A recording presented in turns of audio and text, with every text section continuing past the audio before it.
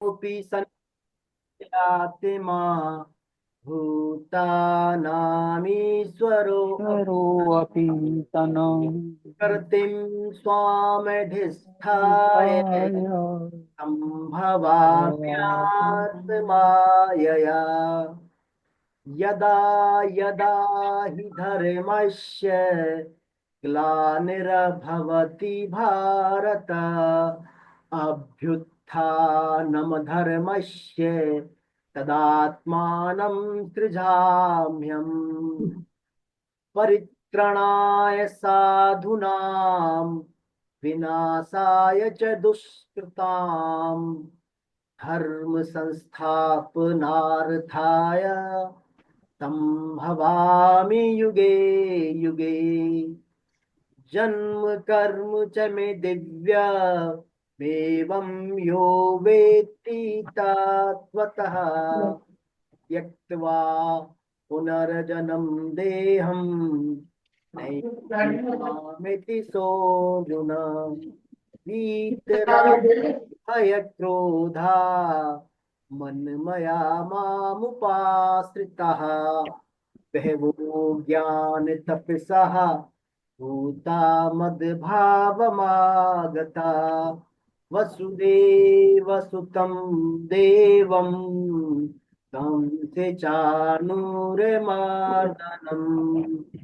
देवकी परमानन्दं कृष्णं वन्दे जगद्गुरुम् श्रीकृष्णं वन्दे जगद्गुरुम् नारायण नारायण नारायण नारायण। अभी हम प्रार्थना बोलेंगे। नहीं है ये मेरा संसार, ना है मेरे लिए, तभी है कृष्ण के, तभी तो प्यारे हैं वे सदा। मेरे तो है कृष्ण केवल, दूसरों न कोई, जैसा भी हूं उन्हीं का हूँ, शरण में हूँ उनकी सदा। दुख नहीं जग में, सिर्फ है परिस्थितियां, है सभी प्रसाद प्रभु की, लो लगे कृष्ण से सदा। नारायण नारायण नारायण नारायण। सभी वैष्णवों को प्रणाम। आवाज आ रही है मेरी आपको सही? यस सर, आ रही है। जी सर।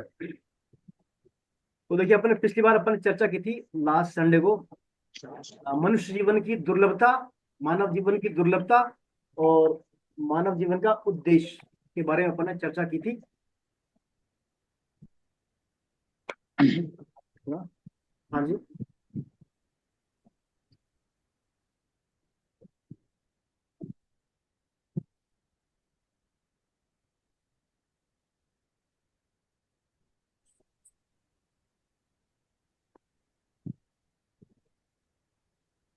पिछली बार हमने जो मानव जीवन की दुर्लभता और उद्देश्य पर चर्चा की थी, हमने देखा था जो मनुष्य का जीवन बड़ा ही दुर्लभ है। मनुष्य का जीवन बड़ा ही दुर्लभ है, और जो मनुष्य जीवन के अंतर अलावा और जो इतर जो अलग योनियां हैं, उस सबसे विशेष जो है मनुष्य जीवन की योनि बताई है। मनुष्य जीवन, मनुष्य में जीवन में दो विशेषताएं पढ़ी थी अपन ने। एक तो कर्म करने की स्वतंत्रता, और एक विवेक विचार। विवेक विचार, विवेक दिया है हमारे को अंदर, भगवान ने विवेक दिया है और कर्म करने की स्वतंत्रता दी है। तो हम हमारे कर्म करने की स्वतंत्रता है, यद्यपि कर्म करने की स्वतंत्रता तो सभी योनियों में है, लेकिन विवेक का जो प्रधान हमारे मनुष्य योनि में दिया है, इस विवेक का उपयोग करके हम हमारी कर्म करने की जो स्वतंत्रता है उसका सदुपयोग करके हम हमारा उद्देश्य को प्राप्त कर सकते हैं और हमारा कल्याण कर सकते हैं। ये खास विशेषता थी ह्यूमन बींग्स में। फिर हमने पढ़ा था मनुष्य और पशु में जो सामान्य अंतर है, बस अंतर विवेक के आधार पर, ये विवेक और कर्म करने की स्वतंत्रता। बाकी जो चार काम सभी करते हैं, आहार, निद्रा, भय, मैथुन, यही चार कार्य यदि हम हमारे विवेक का उपयोग नहीं करेंगे तो हम फिर पशुओं से श्रेष्ठ नहीं हो पाएंगे। इसके बाद हमने हमारे उद्देश्य के बारे में पढ़ा था। हमारा जो उद्देश्य है, जो हमारा उद्देश्य है, उद्देश्य हमारा ऑलरेडी डिसाइडेड है। भगवान ने हमारा उद्देश्य ऑलरेडी बना रखा है। हमें इस उद्देश्य को पहचानना है। हमें उद्देश्य को पहचानना है, उद्देश्य हमारा क्या है। तो किसी भी चीज का, भौतिक चीज का निर्माण तो बाद में होता है, पहले उसका उद्देश्य बनता है। तो हमारा भगवान ने हमारे पर विशेष कृपा करके मनुष्य शरीर दिया है, ताकि हमारा उद्देश्य पूरा कर सकें। तो ये उद्देश्य, हमारी जो यूजर मैनुअल है भगवत गीता, इसमें हमारा उद्देश्य है, हमको भगवत गीता के अनुसार हमारा जीवन को जीना होगा। हमारे जीवन की शैली को, जीवन जीने के तरीके को भगवत गीता के अनुसार चलना होगा, तभी हमारे जीवन की सार्थकता हो सकेगी। ये हमने पिछली बार चर्चा की थी। इसके अलावा हमने भगवत गीता के महत्व पर भी चर्चा की थी। भगवत गीता आज भी प्रासंगिक है। 5,000 से अधिक वर्ष पहले तो था ही, आज भी एज इट प्रासंगिक है। उन्हीं की शिक्षाओं को हम जो है हमारा जीवन में लाकर जीवन को कल्याण कर सकते हैं। एक बात, आज जो लिंक भेजा है मैंने क्लास का, आपको लिंक से क्या सभी को ओपन हो गया ना, लिंक से इससे? हो गया सर।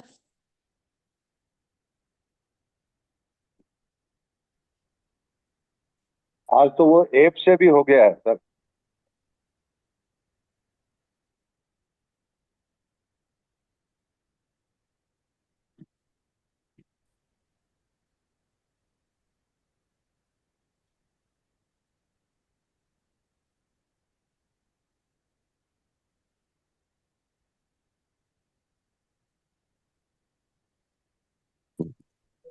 ऐसे कईयों का क्लास लॉगिन नहीं हो पा रहा है ना, इसलिए थोड़ा बार बार ही आ रहे हैं इसमें। ऐप से हो गया सर, ऐप से हो रहा है। ऐप से हो रहा है, हाँ चलिए मैं लिख देता हूँ उसमें, 1 मिनट है ना।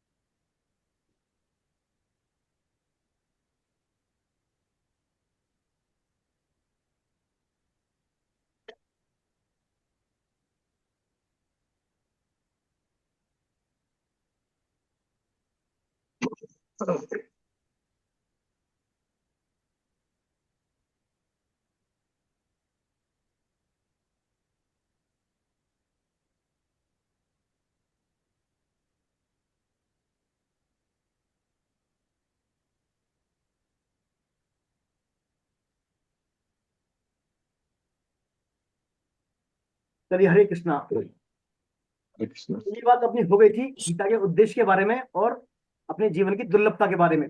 अब देखिए, भगवत गीता का हम आज विधिवत शुरुआत करते हैं। पहला अध्याय। भगवत गीता में 18 अध्याय हैं कुल। कुल भगवत गीता में 18 अध्याय हैं, और 18 अध्यायों में को 3 भागों में डिवाइड किया गया है, 3 पार्टों में, 6+6+6।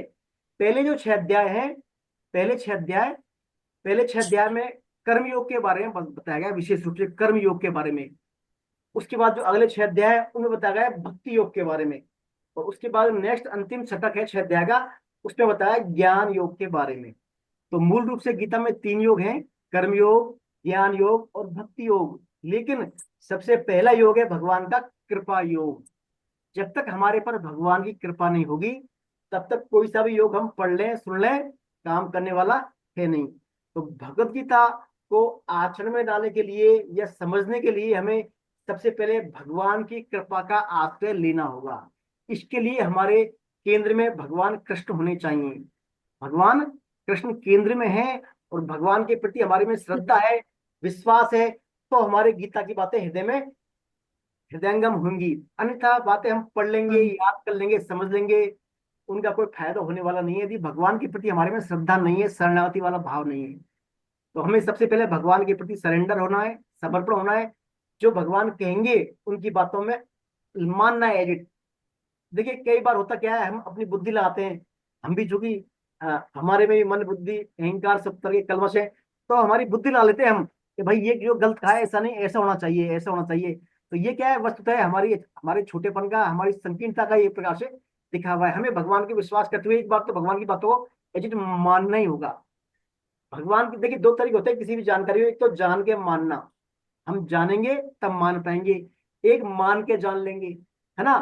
तो सरल तरीका है, मान के जान जाएंगे भगवत कृपा से। हम भगवत कृपा से मान लेंगे तो हम भगवत कृपा से फिर जान भी जाएंगे उनको। तो एक तो इसमें क्या है, जो जैसी बातें हैं भले ही हमारे समझ में नहीं आए, भले ही हमारे बातें समझ में नहीं आ रही, हमें को उल्टी लग रही है, हमारे को ऐसा कैसे कह रहे हैं, कैसा हो जाता है, मन बुद्धि तो हमारा पूर्वाग्रह मताग्रह हमारे अंदर जमे हुए हैं, उनसे हम कई बार हमारी बातें मैच नहीं करती। तो हमें क्या करना है, एक बात तो बातें माननी है भगवान की, भले हमारे जिज्ञासा हो मन में, तो जैसे जैसे हमारा ज्ञान का स्तर बढ़ेगा, हमारे क्या है प्रश्न हमारे आएंगे, तो अपने आप उनका समाधान भी मिलता चला जाएगा। तो पहली बात तो भगवान में क्या है, हमारे तर्क वितर्क कुतर्क नहीं करने बातों में, भगवान की में ना माननी है, हमें कोई मताग्रह नहीं रखना है। पूर्वाग्रह जो कहते हैं, हमारे मन बुद्धि जो अहंकार में पहले की बातें हैं उनको खाली कर देना है बिल्कुल। हम देखिए कोई मान लीजिए पुस्तक हो, कोई व्हाइट पेपर हो, उसमें पहले से बहुत सारे चित्र बने हुए हैं, तो उसमें दूसरा चित्र बनने में टाइम लगेगा बनने में, जो है साफ करेंगे करें, लेकिन क्लियर हो पूरा साफ हो तो फटाफट चित्र बन जाएगा। तो हमें हमारे क्या मन बुद्धि अहंकार को जो पूर्वाग्रह हमारे, उनको एक बार एक साइड में रख देना है बस। जो भगवान कह रहे हैं, देखिए देखिए मैं भी कुछ नहीं बोलता बातें, मैं भी जो भगवान की बातें हैं, स्वामी जी की बातें हैं, उनको बोलूंगा यहाँ पर, गीता की बातें बोलूंगा।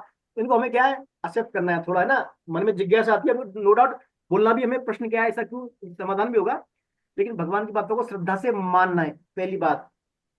दूसरी बात क्या है, देखिए भगवत गीता में दो तरह के संवाद हैं, पूरी भगवत गीता में दो संवाद है, एक तो प्राथमिक संवाद, एक द्वितीयक संवाद। प्राथमिक संवाद में आता है अर्जुन और श्री कृष्ण के मध्य, अर्जुन और श्री कृष्ण के मध्य प्राथमिक संवाद, प्राइमरी डायलॉग्स। द्वितीयक संवाद है वो है धृतराष्ट्र और संजय के मध्य, द्वितीयक संवाद। पूरी भगवत गीता में 700 श्लोक है। कितने श्लोक है पूरी भगवत गीता में? 700 श्लोक है पूरी भगवत गीता में। 700 श्लोक में से 574 श्लोक भगवान कृष्ण ने बोले हैं, 574 श्लोक। 84 श्लोक अर्जुन ने बोले हैं, और अर्जुन का जो मंत्री था संजय, उसने बोले 41 श्लोक, और सिर्फ एक श्लोक बोला है महाराज धृतराष्ट्र ने, राजा धृतराष्ट्र ने एक श्लोक बोला है। तो भगवत गीता जो हमें 3 प्रकार का संबंधों ज्ञान कराती है, 3 प्रकार के संबंधों ज्ञान। इससे पहले हम ये पढ़ेंगे, भगवत गीता में 5 बातें हैं, पूरी भगवत गीता में 5 चीजें पढ़ेंगे हम। 5 चीज के अलावा और कुछ है ही नहीं गीता में। क्या क्या है 5 चीजें? ईश्वर, दूसरा जीव, ईश्वर कौन? भगवान, कंट्रोलर, समस्त का नियंता है, सबके परम मर्यादा पुरुषोत्तम, लीला पुरुषोत्तम भगवान है, वो ईश्वर हो गए। ईश्वर का जीव, भगवान का अंश, हम जीव हैं, जीव है, एक बार तो भगवान का अंश है ईश्वर जीव। और तीसरा आता है बिंदु प्रकृति, जो भगवान ने, जिसको भगवान की अध्यक्षता में काम कर रही है प्रकृति, तो ईश्वर जीव प्रकृति। और चौथा आता है काल, यानी टाइमिंग, समय, काल है ना, समय टाइमिंग। तो काल के कंट्रोलर नियंता, काल किसके हाथ में? भगवान के हाथ में। तो ईश्वर जीव प्रकृति काल। और 5वां बिंदु आता है कर्म। कर्म क्या होते हैं? प्रकृति जो है भिन्न भिन्न समय पर जीव के द्वारा, जो भगवान का अंश है, जीव के द्वारा अलग अलग प्रकार के जो एक्टिविटी या कर्म का कार्य करवाती है, उनको हम कर्म कहते हैं, है ना। हम हमसे करवाती है प्रकृति अलग अलग समय में, भिन्न भिन्न गुणों के माध्यम से, भिन्न भिन्न मोटिवेशन के माध्यम से, तो वो कर्म हो जाते हैं। तो 5 चीजों का अध्ययन करना है मूल रूप से इसमें, ईश्वर के बारे में, जीव के बारे में, प्रकृति के बारे में, काल के बारे में और कर्म के बारे में, 5 जो है। इसके अलावा भगवत गीता में 3 प्रकार की जो संबंधों के बारे में पढ़ेंगे हम, 3 चीज और पढ़ेंगे। पहला पढ़ेंगे हम हमारा संबंध ज्ञान, आध्यात्मिक जो ज्ञान है भगवान का, ये भगवत गीता में 3 पार्ट में है। संबंध ज्ञान, अभिधेय ज्ञान और प्रायोजन ज्ञान। संबंध ज्ञान से तात्पर्य है हमारी जो हम आत्मा है, भगवान के आत्मा में, प्रकृति में और उस परम भगवान में क्या संबंध है हमारे में, प्रकृति में जो भगवान की बनाई प्रकृति है, और उस परम पिता भगवान में हमें क्या संबंध है। इस संबंध को जानने का हम प्रयास करेंगे, किसके द्वारा? संबंध ज्ञान को, भगवत गीता के द्वारा। दूसरा ज्ञान आता है अभिधेय ज्ञान। अभिधेय ज्ञान से तात्पर्य है आत्मा और परम भगवान में पुनः संबंध स्थापित करें। हम चूंकि भगवान के धाम से आए, भगवान के अंश हैं, लेकिन हम क्या कहें, आकर भूल गए हम भगवान को। हम क्या है, मैं, मेरा, अपना, रुपये, प्रॉपर्टी, मान बढ़ाई, मान सम्मान, पद प्रतिष्ठा, ममता, सब में भूल गए भगवान को। तो उस भगवान से जो हमारा संबंध भूल गए हम, उस संबंध को हमें क्या है, पुनः स्थापित करना है। तो इसको कहा जाता है अभिधेय ज्ञान। संबंध ज्ञान, अभिधेय ज्ञान, और एक आता है प्रायोजन ज्ञान। प्रायोजन ज्ञान से तात्पर्य है हमारा जीवन का उद्देश्य क्या है, हम जो जीवन का उद्देश्य क्या है, यहाँ आने का, भगवान ने क्यों भेजा है, और यहाँ आकर हम उसे परम पिता परमात्मा का प्रेम कैसे प्राप्त करें, उसके हम कैसे शरण में हो, उसी कृपा का हम कैसे अनुभव करें, कृपा को कैसे प्राप्त करें, ये हमारा प्रायोजन है। तो संबंध ज्ञान, अभिधेय ज्ञान और प्रायोजन ज्ञान, इस बारे में तीनों प्रकार का ज्ञान हमें भगवदगीता आने वाले समय में कराने वाली है। मेरा आपसे निवेदन है, प्लीज अपना अपना कैमरा ऑन कर लें एक बार, ताकि मेरे को पता रहे। कैमरा ऑन करेंगे तो आपको ज्यादा फायदा होगा, आप जो है बेहतर समझ सकेंगे। बाकी कैमरा ऑफ करने के बाद शायद फिर आप इधर उधर एक्टिविटी में ध्यान जाएगा, नहीं कर पाएंगे। तो प्लीज आप जो अपना कैमरा ऑन करें। चलिए, तो ये इसमें जो है 5 तरह के विषय हैं: ईश्वर, जीव, प्रकृति, काल, कर्म, और 3 प्रकार के संबंधों ज्ञान करेंगे हमारे।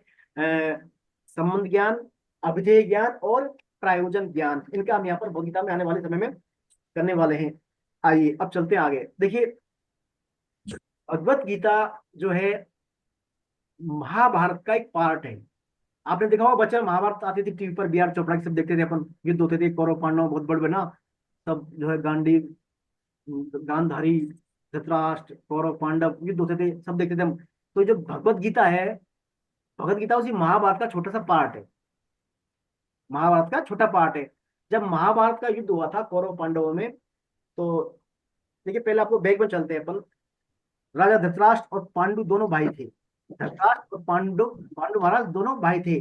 पांडु महाराज जो है, पांडु महाराज की 2 पत्नी थी। एक तो क्या थी, कुंती महारानी, और एक थी, दूसरी पत्नी क्या थी पांडु की, बताइए कोई। माद्री। माद्री, यस यस, बहुत सुंदर सुनीता जी, माद्री। 2 पत्नियां थी। तो पांडु महाराज को किन्हीं कारणों से ऐसा शाप लगा हुआ था कि ये बायोलॉजिकल जो है फादर नहीं बन सके, पिता नहीं बन सके, जैविक रूप से संतानोत्पत्ति नहीं कर सकते, ये इनको शाप था। और साथ ही कुंती माता को आशीर्वाद था, कुंती माता जिस भी देवता का आह्वान करेगी उससे कुछ जो प्राप्त कर सकती है वो। तो कुंती माता से क्या है, 3 पुत्र हुए थे भिन्न भिन्न देवताओं के माध्यम से, युधिष्ठिर, भीम और अर्जुन।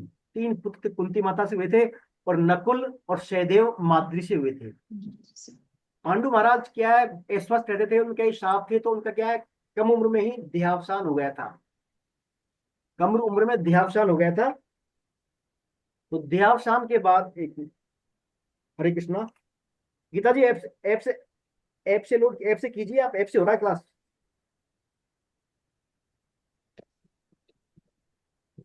करें, ट्राई करें, चल रही है क्लास। अब मैं क्या करता हूँ उसमें, आप करें पिछला, लास्ट टाइम कर ली, किससे करें आप, पूरा होगा किससे हो जाएगा। हाँ करें, ट्राई ट्राई करें आप, देखो ट्राई।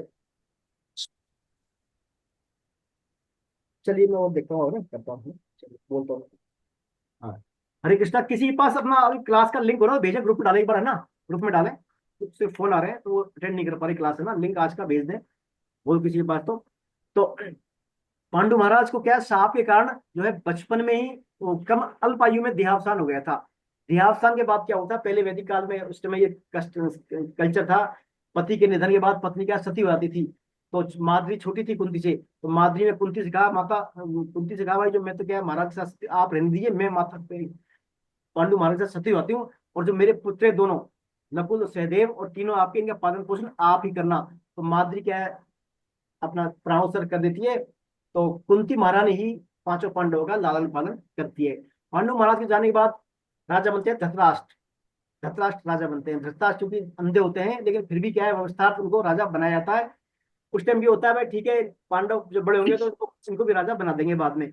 लेकिन क्या होता है, जैसे धृतराष्ट्र राजा बनते हैं, तो धृतराष्ट्र के अंदर ये आ जाती है कि मैं ही राजा बना रहूं लंबे समय तक, और मेरे बाद मेरे पुत्र राजा बने, ये पांडव राजा ना बने, ऐसी प्रवृत्ति धृतराष्ट्र के अंदर आ जाती है। देखिए, धृतराष्ट्र का अर्थ भी यही है, दूसरों के हक को हड़पने वाला होता है धृतराष्ट्र, दूसरों के हक को छीनने वाला धृतराष्ट्र, मैं मेरेपन की प्रवृत्ति वाला धृतराष्ट्र। तो धृतराष्ट्र के अंदर ये भावना थी। तो उन्होंने क्या किया, धृतराष्ट्र ने, और उनके जो कौरव वंश के थे, कौरव जो 100 पुत्र थे कौरव, और एक पुत्र थी दुशाला, 100 कौरवों ने उनका मेंटेन, मतलब उनकी जो है मानसिक स्थिति यही थी, कैसे भी कैसी करके पांडवों से छुटकारा पाया जाए।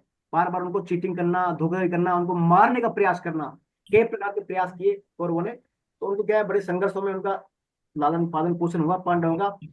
धीरे धीरे फिर वो युवा अवस्था को प्राप्त हो गए पांडव। उससे पहले कई बार कौरवों ने उनको नुकसान पहुंचाने का प्रयास किया ताकि मर जाए, कई प्रकार से, लेकिन उनके साथ वो बचते चले गए। अंतोतः धूत कीड़ा का आयोजन हुआ, वहां पर उन्होंने छल से धूत कीड़ा का आयोजन किया। उस समय क्या है, प्रतिष्ठा का सिंबल होता था धूत कीड़ा खेलना राजा महाराजाओं के उस जमाने में। तो कौरव पांडव में उन्होंने खेला, उन्होंने धोखेधड़ी बस क्या है, पांडवों से सब कुछ छीन लिया। अंत में पांडव के पास बची पत्नी उनकी द्रौपदी पांचाली, उसको भी उन्होंने क्या है, छला मतलब छल पूर्वक जो है हड़प लिया। हड़पने के बाद फिर उन्होंने भरी सभा में पांचाली को बुलवाया दुशासन के माध्यम से, और उसका क्या है, चीरहरण करने का प्रयास किया, वस्त्र उतारने के प्रयास किए। चूंकि द्रौपदी के प्रति दुर्योधन में और द्रौपदी में द्वेषता थी, पर युधिष्ठिर महाराज ने यज्ञ करवाया था इंद्रप्रस्थ में, तो यज्ञ में ये दुर्योधन भी गए थे वहां पर। तो इंद्रप्रस्थ के अंदर जो एक भवन था पांडवों का, बड़ा दिव्य भवन था, वहां पर क्या है, दुर्योधन मोहित हो गया, पानी को देखकर पानी में गिर गया कुंड में। उसने पानी को फिर समझा सतह, तो द्रौपदी ने कह दिया था, भाई ये तो अंधी का पुत्र अंधा।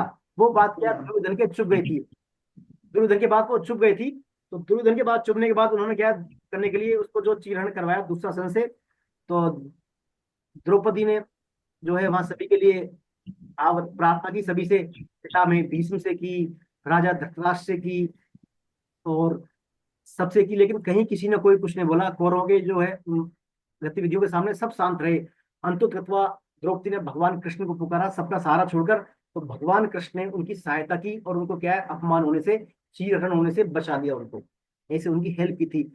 उसके बाद फिर हारने के बाद ये निर्णय हुआ पांडवों को क्या है, 12 वर्ष का वनवास दिया जाए, और 12 वर्ष का वनवास देने के बाद 1 वर्ष का अज्ञातवास दिया जाए। अज्ञातवास, अज्ञातवास में कंडीशन ये थी कि यदि हमें पता लग गया आप कहाँ रह रहे हैं, तो पुनः आपको 12 वर्ष और 1 वर्ष का दोबारा फिर आपको करना पड़ेगा। ऐसी कंडीशन से पांचों पांडवों को वन में भेजा जाता है।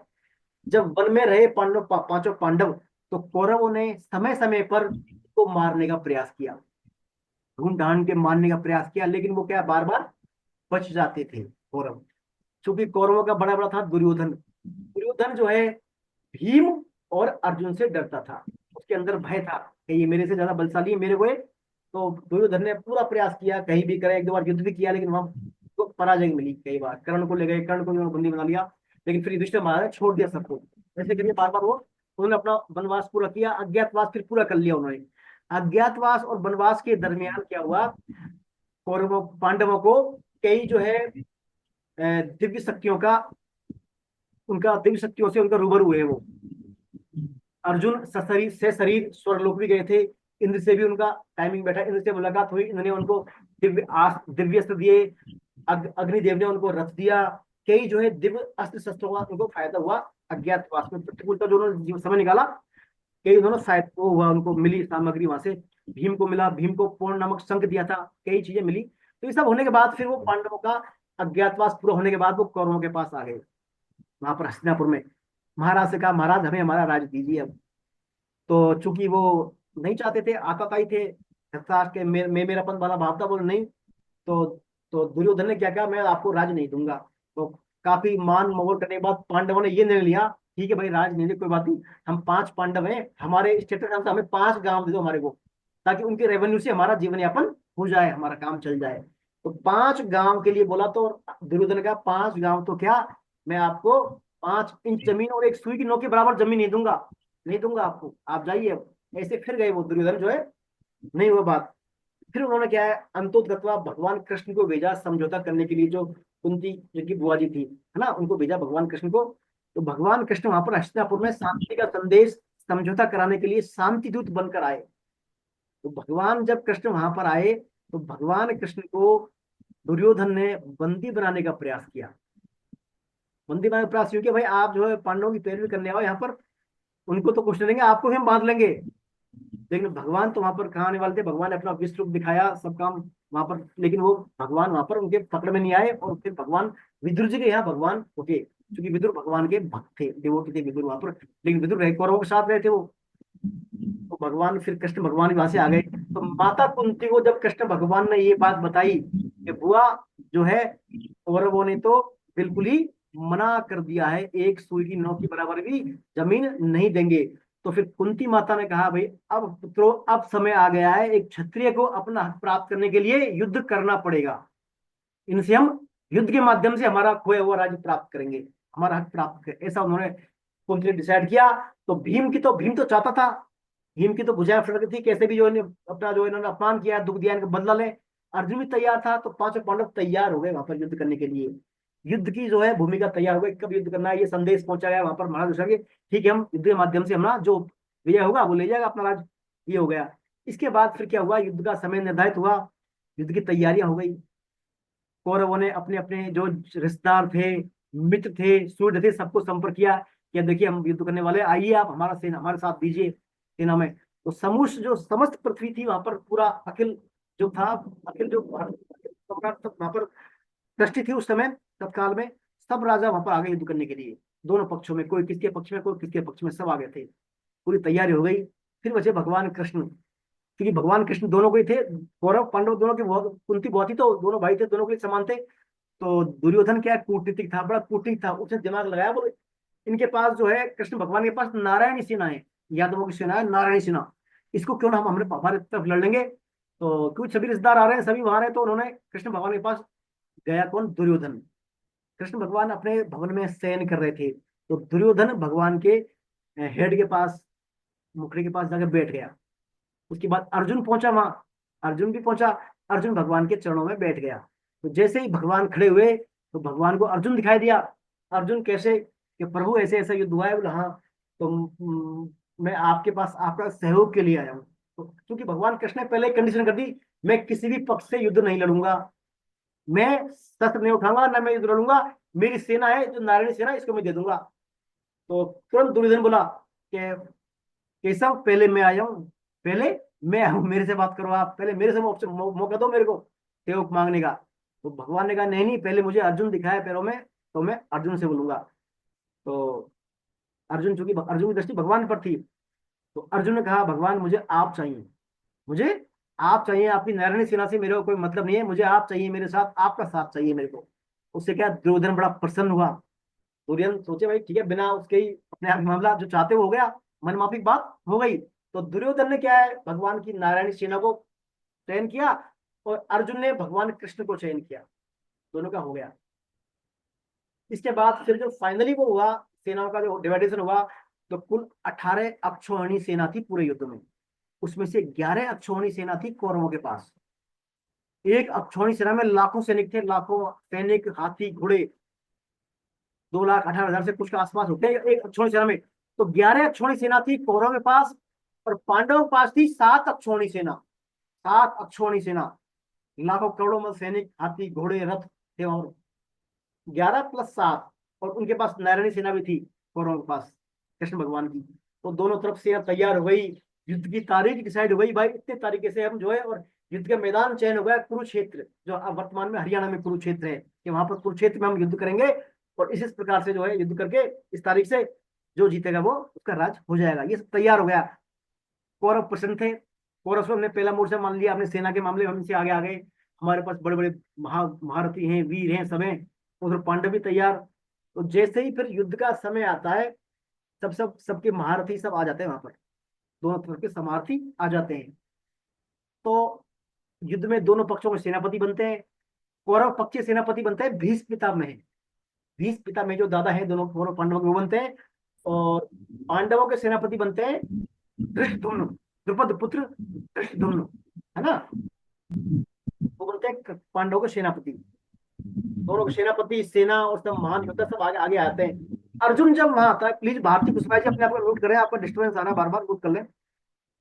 तो अर्जुन जब वहां पर मैदान में आ गया, अर्जुन ने देखा भाई, अर्जुन भीम सब ये युद्ध, इनकी भुजा फड़ गई युद्ध करने के लिए, कैसे हमारा हम जो अपमान को बदला लें, थोड़े राज को प्राप्त करें, माँ की जो आज्ञा है उसका पालन करें। ये माता कुंती ने आज्ञा दी थी युद्ध के लिए उनको। तो ये जब कर रहे थे, अर्जुन ने एक बार देखा भाई, कौन, अर्जुन को बड़ा सरप्राइज हुआ जब युद्ध मैदान मैदान में अर्जुन आया। उसने देखा अरे ये तो हमारे रिश्तेदार हैं, हमारे बचपन में हमें खिलाते थे गोदी, वो भी हमसे लड़ने आ गए। मेरे गुरु द्रोणाचार्य, ये भी हमसे लड़ने आ गए। हमारे दादाजी हैं, हम इनकी गोदी में खेले पड़े, हमारे को ये भी हमसे लड़ने आ गए। जिन द्रोणाचार्य गुरु ने हमें शिक्षा दी, ये भी हमें लड़ने आ गए। तो उसका अर्जुन का दिमाग घूम जाता है, अर्जुन का दिमाग घूम जाता है। अर्जुन भगवान से कहता है भगवान ये क्या, भगवान, अर्जुन ने कहा भगवान से, भगवान चूंकि सारथी के रोल में थे वहां पर, अर्जुन की सारथी की भूमिका में थे, कि भगवान एक बार मेरे रथ को आगे ले चलो आप दोनों सेनाओं के बीच में, ताकि एक बार देख तो लूं मैं युद्ध से पहले कौन हमको किस किस से लड़ना है, क्या करना है। तो जैसे ही भगवान से अर्जुन कहते हैं कि रथ को बीच में लो, तो भगवान तुरंत ही जो है उसके अर्जुन के रथ को बीच में ले आते हैं, उस दिव्य रथ को। अर्जुन देखता है सबको वहां पर, मामा भी है हमारे, फूफा भी हैं, मित्र भी हैं बचपन के, और ननिहाल से पक्षी भी हैं, ससुराल से सब रिश्तेदार सब आ गए आगे पीछे। तो अर्जुन का दिमाग खराब हो जाता है वहां। अर्जुन कहता है ये कहाँ खरीदे सब, हमें हमारे आगे सब, हम कहाँ मरेंगे, मरेंगे मारेंगे क्या पता क्या होगा, और हम क्यों मारे इनको युद्ध के राज के लिए।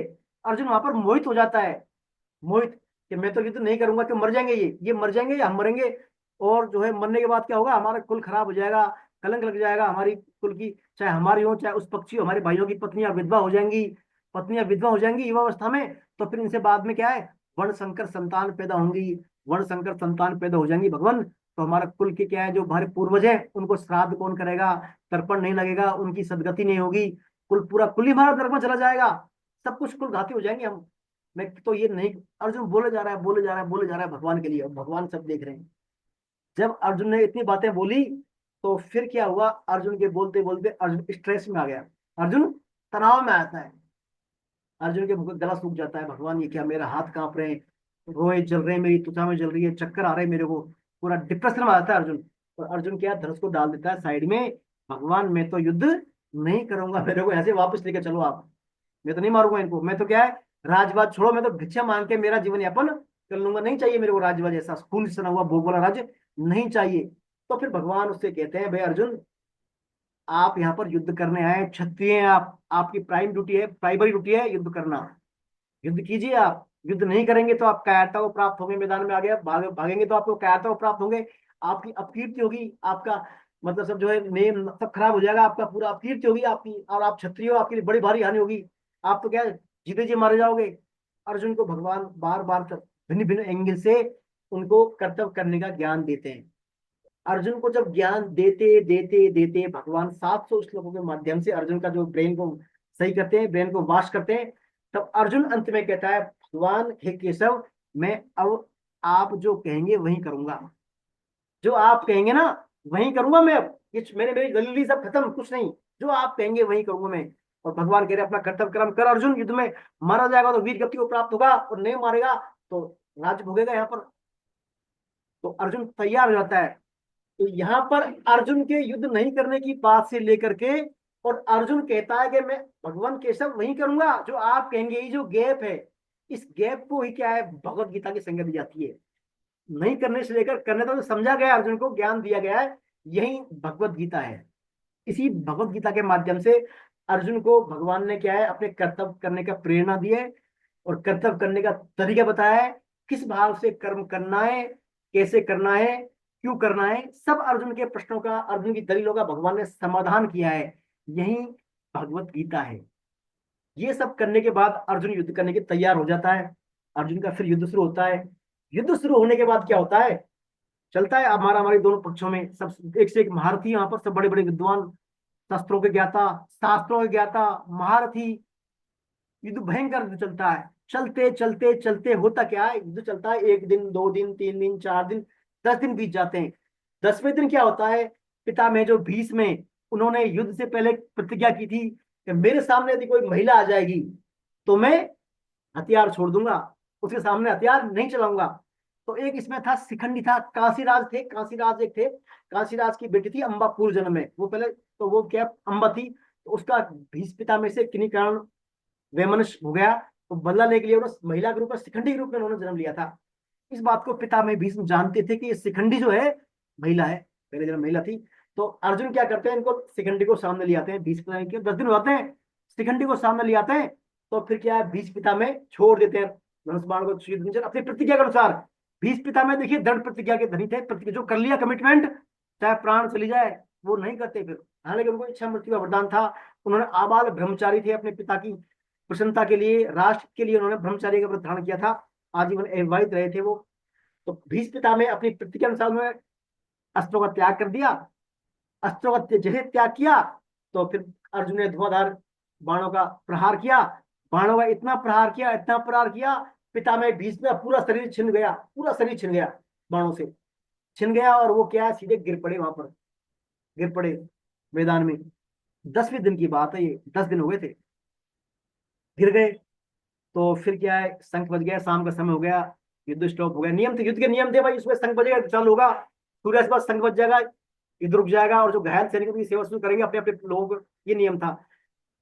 10 दिन बाद क्या है, वो गिर जाते हैं भीष्म पिता में। एक बात और मैं बताना भूल गया आपको, युद्ध शुरू होने से पहले क्या होता है, वेद व्यास जी महाराज जो त्रिकालदर्शी थे वो धृतराष्ट्र के पास आते हैं। वो कहते हैं धृतराष्ट्र अब महान युद्ध होने वाला है और महान सर्वनाश होगा।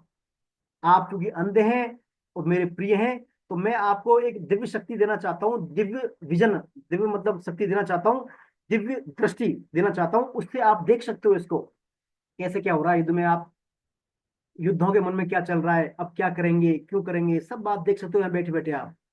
तो धृतराष्ट्र ने कहा महाराज मैं जन्म जन्म से अंधा हूं, मैंने कुछ नहीं देखा अब तक। मेरे और मेरे जो मेरे हैं कौरव पांडव, इनका मैं संहार देखना नहीं चाहता। आप तो ऐसा करो, इस दिव्य दृष्टि को मेरा मंत्री है ना पीए संजय, इसको दे दो आप, मैं तो नहीं दूंगा। तो धृतराष्ट्र ने क्या किया, वो वेद व्यास जी जो दिव्य दृष्टि दे रहे थे वो संजय को दिलवा दी। उस दिव्य दृष्टि से क्या हुआ, संजय क्या कर सकता था, कहीं भी बैठा बैठा युद्ध को देख सकता था, क्या हो रहा है, योद्धाओं के मन में क्या बात चल रही है, अब क्या एक्शन लेंगे वो और क्या परिणाम होगा, सब बातें वो समझ सकता था संजय। ऐसी दृष्टि का धनी था संजय। तो वो वेद व्यास जी ने उसको दे दी। संजय क्या, जब युद्ध आरंभ हुआ था तो हस्तिनापुर से कुरुक्षेत्र में आ गया था। वहां पर उसने 10 दिन तक पूरा युद्ध देखा। तो जैसे ही भीष्म पितामह घायल हुए तो संजय बड़ा विचलित हो गया, क्योंकि संजय था तो कौरव पक्ष से ही, धृतराष्ट्र का पीएस था। तो 10 दिन बाद क्या कहता संजय, क्या करता है फिर, भाई संजय ने सोचा हमारे सेनापति घायल हो गए, अब तो हमारा क्या है, मामला कमजोर पड़ गया थोड़ा, तो हम कहते हैं चलते हैं, मैं हस्तिनापुर चलता हूँ और महाराज को सूचना देता हूँ मैं इसकी। तो संजय क्या है, हस्तिनापुर आते हैं और धृतराष्ट्र को इसकी सूचना देते हैं कि महाराज अपने जो सेनापति है ना वो तो घायल हो गए। और उन्होंने क्या प्रतिज्ञा कर ली, और प्रतिज्ञा के फिर अर्जुन ने क्या किया, शिखंडी को सामने लाके धड़ा धड़ा बाण बाण से उनको बाणों की सैया पे लिटा दिया। ऐसा हो गया, ओहो। तो धृतराष्ट्र को बड़ा वो होता है, अच्छा ऐसा हो गया संजय, ओहो। तो फिर आप ऐसे मेरे को ऐसा कर संजय, शुरू से बता क्या क्या हुआ, तुझसे कैसे सब बात कैसे हुई है, ये नौबत कैसे आ गई। तो फिर क्या है, संजय जो है 10 दिन पूर्व की कहानी बताना धृतराष्ट्र को शुरू करते हैं। धृतराष्ट्र पूछते हैं संजय से क्या हुआ मैदान में, तो वहां से गीता शुरू होती है।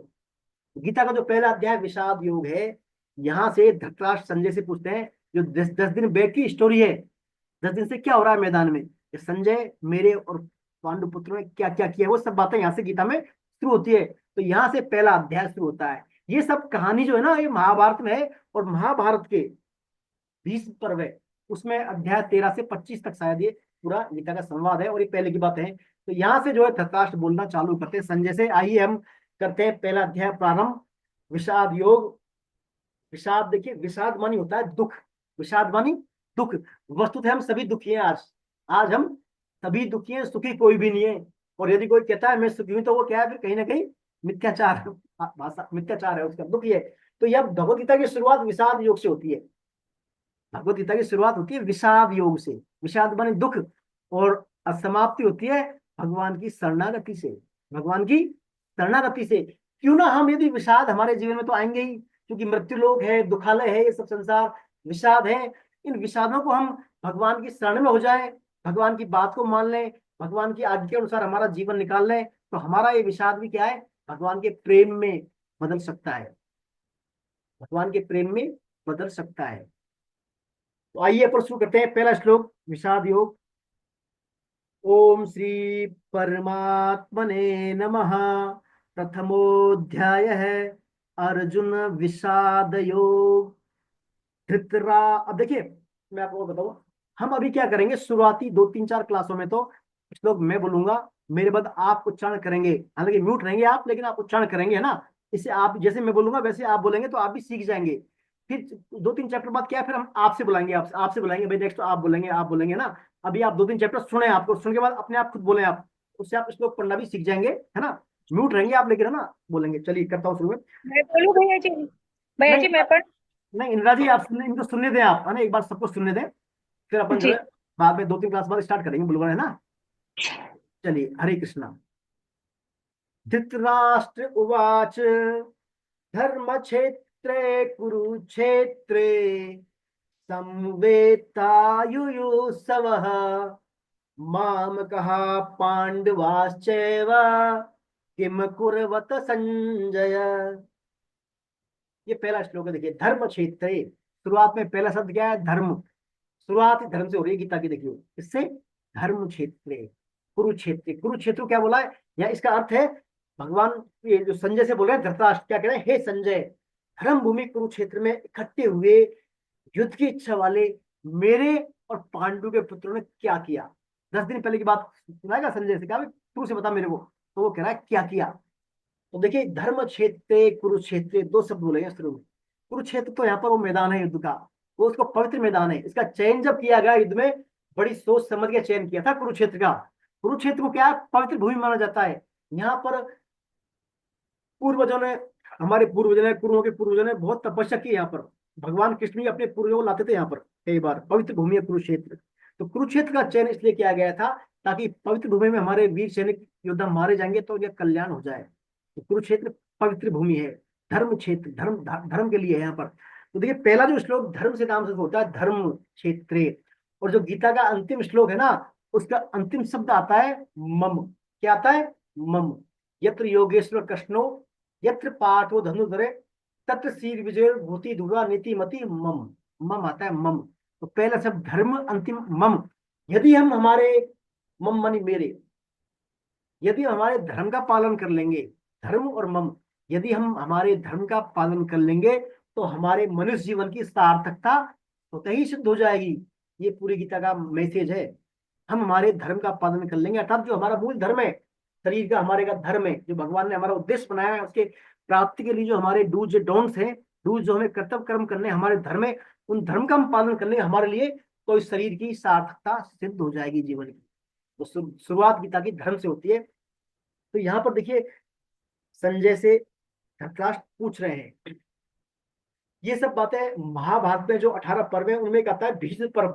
भीष्म पर्व के 13 श्लोक से और 13वें अध्याय से 24वें अध्याय तक के बीच में अपन पढ़ रहे हैं अभी।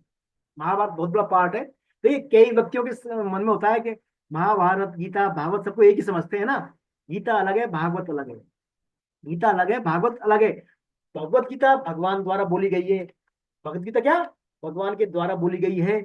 और भागवतम भगवान के संबंध में, भगवान के बारे में बोली गई है। पहला अंतर पता होना चाहिए। वो भगवत गीता में 700 श्लोक हैं और श्रीमद् भागवतम में 18,000 श्लोक है। श्रीमद् भागवतम में 18,000 श्लोक हैं। भगवत गीता कृष्ण के द्वारा बोली गई है और भागवतम कृष्ण के विषय में बोली गई है। कृष्ण के विषय में, भगवान की अवतारों की सब कथाएं कृष्ण के बता बोली गई है। और भगवत गीता कुरुक्षेत्र में भगवान कृष्ण ने अर्जुन को सुनाई थी। और सुख गोस्वामी ने ये जो है परीक्षित महाराज को सुनाई है नैमिषारण्य में, ये भागवतम। सुखदेव जी महाराज ने परीक्षित जी को सुनाई है भागवतम। ये थोड़ा बेसिक अंतर है, आप समझे। भागवत गीता कई बोल देते हैं भागवत क्या है, भगवत गीता भागवत गीता है ना। तो गीता और भागवतम अलग अलग है ना। तो यहाँ पर जो देखिए, अब धृतराष्ट्र बोला मेरे और पांडु पुत्रों ने क्या किया। तो मेरे, माम का मानी मेरे और पांडु पुत्रों ने। तो देखिए, युद्ध की, दुखों की, लड़ाई की शुरुआत यहीं से होती है, मेरे। जहां अपना मेरा तेरापन आ गया, मेरापन आ गया हमारे जीवन में, मैं मेरापन आ गया ना, वहीं से हमारे जीवन में अलगाव, समस्याएं, दुख, विषाद शुरू हो जाते हैं। शुरू हो जाते हैं हमारे मैं मेरापन आने में। तो धृतराष्ट्र के मैं मेरापन है, हालांकि अर्जुन के भी है, अर्जुन के भी मेरापन। लेकिन अर्जुन का जो मेरापन है ना, वो कैसा है, वो व्यापक स्तर पे है कि कौरवों की पत्नियां, हमारी जो पत्नी मरेंगी युद्ध में, जो सैनिक मरेंगे, कौरवों के मरेंगे, तो हमारी परिवार की स्त्रियां विधवा हो जाएंगी। तो वो सबको अपना समझ रहा है, वो व्यापक स्तर पे है। लेकिन धृतराष्ट्र यहाँ अपने स्तर पे, मेरे और पांडु ने, वो चाहता भी ये कह सकते हैं हमारे गुरुओं ने क्या किया, हमारे पुत्रों ने क्या किया, लेकिन क्या कह रहा है, मेरे और पांडु के पुत्रों ने क्या किया। तो मैं मेरा पर वाला भाव का यहाँ धृतराष्ट्र की आसुरी प्रवृत्ति को दर्शाती है। आसुरी प्रवृत्ति से तात्पर्य है, असुमानी होते हैं प्राण, असुमानी प्राण, और आसुरी प्राणों को पोषण करने वाला, यानी खुद के प्राणों की चिंता करने वाला, खुद के पिंड प्राण का पोषण करने वाला, खुद की चिंता करने वाला, वो होता है आसुरी प्रवृत्ति वाला। तो यहाँ पर धृतराष्ट्र की आसुरी प्रवृत्ति स्वतः ही झलकती है, स्वतः प्रति आसुरी प्रति स्वतः ही झलकती है यहाँ पर।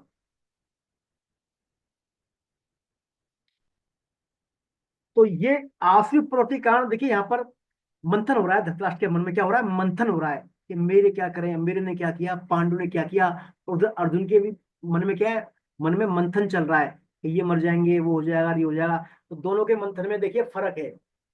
धृतराष्ट्र के मंथन होता है जैसे दही होता है ना, दही अपन मक्खन छाछ करते हैं, छाछ दूध का दही जमाते हैं, पर छाछ करते हैं, मत्ते हैं उसको, क्या निकलता है, उससे मक्खन निकलता है, बटर। तो यहाँ भी मंथन हो रहा है दोनों के। धृतराष्ट्र के मन में मंथन हो रहा है मैं मेरेपन का, और पांडु के क्या हुआ, तो उस मंथन के फलस्वरूप क्या निकल रही है, महाभारत का युद्ध निकल रहा है, लड़ाई निकल रही है। मंथन के बाद जो बटर रूपी क्या निकल रहा है, लड़ाई निकल रही है। और जो अर्जुन के अंदर मन बुद्धि में मंथन चल रहा है कि ये मरेंगे वो मरेंगे, तो अर्जुन के मंथन के द्वारा भगवत गीता का प्राकट्य हो रहा है। क्या हो रहा है, अर्जुन के मंथन के द्वारा भगवत गीता का प्राकट्य, हलचल हो रही है अर्जुन के मन में भी, अर्जुन के मन में भी हलचल हो रही है, अर्जुन के मन में भी हलचल हो रही है। तो इस हलचल के फल क्या, भगवत गीता का प्राकट्य हो रहा है। आइए, अब ये अर्जुन जब धृतराष्ट्र ने संजय से पूछा, तो संजय बोलते हैं फिर, संजय उवाच दृष्ट्वा तु पांडवानीकं व्यूढं दुर्योधनस्तदा आचार्यमुपसंगम्य राजा वचनमब्रवीत्। उस समय वज्रव्यूह से खड़ी हुई पांडव सेना को देखकर और द्रोणाचार्य के पास जाकर राजा दुर्योधन ये वचन बोले। अब देखिए क्या संजय कह रहे हैं, भैया धृतराष्ट्र ने पूछा क्या क्या हो रहा है, तो संजय कह रहे हैं कि भैया यहाँ जो है ना महाराज, दुर्योधन द्रोणाचार्य के पास जा रहा है, द्रोणाचार्य के पास जा रहा है। अब देखिए द्रोणाचार्य कौन है, गुरु हैं पांडवों के और कौरवों के।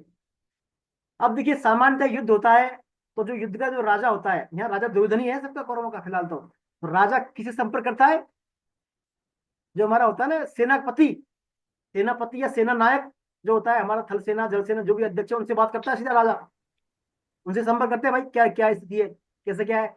लेकिन दुर्योधन ये क्या कर रहा है, द्रोणाचार्य के पास गया है, क्योंकि सेनापति कौन है युद्ध के, भीष्म पितामह, उनके सेनापति तो भीष्म पितामह है, लेकिन वो गया कहाँ पर है, द्रोणाचार्य के पास। देखिए यहाँ भी दुर्योधन की कूटनीति और उसका आसरी प्रति झलकती है एक्टिंग से। क्यों गया उसके पास, क्योंकि भीष्म पितामह तो क्या है, कुटुंब के हैं, उनके पितामह वो तो कौरवों के भी हैं पांडवों के भी हैं, है ना।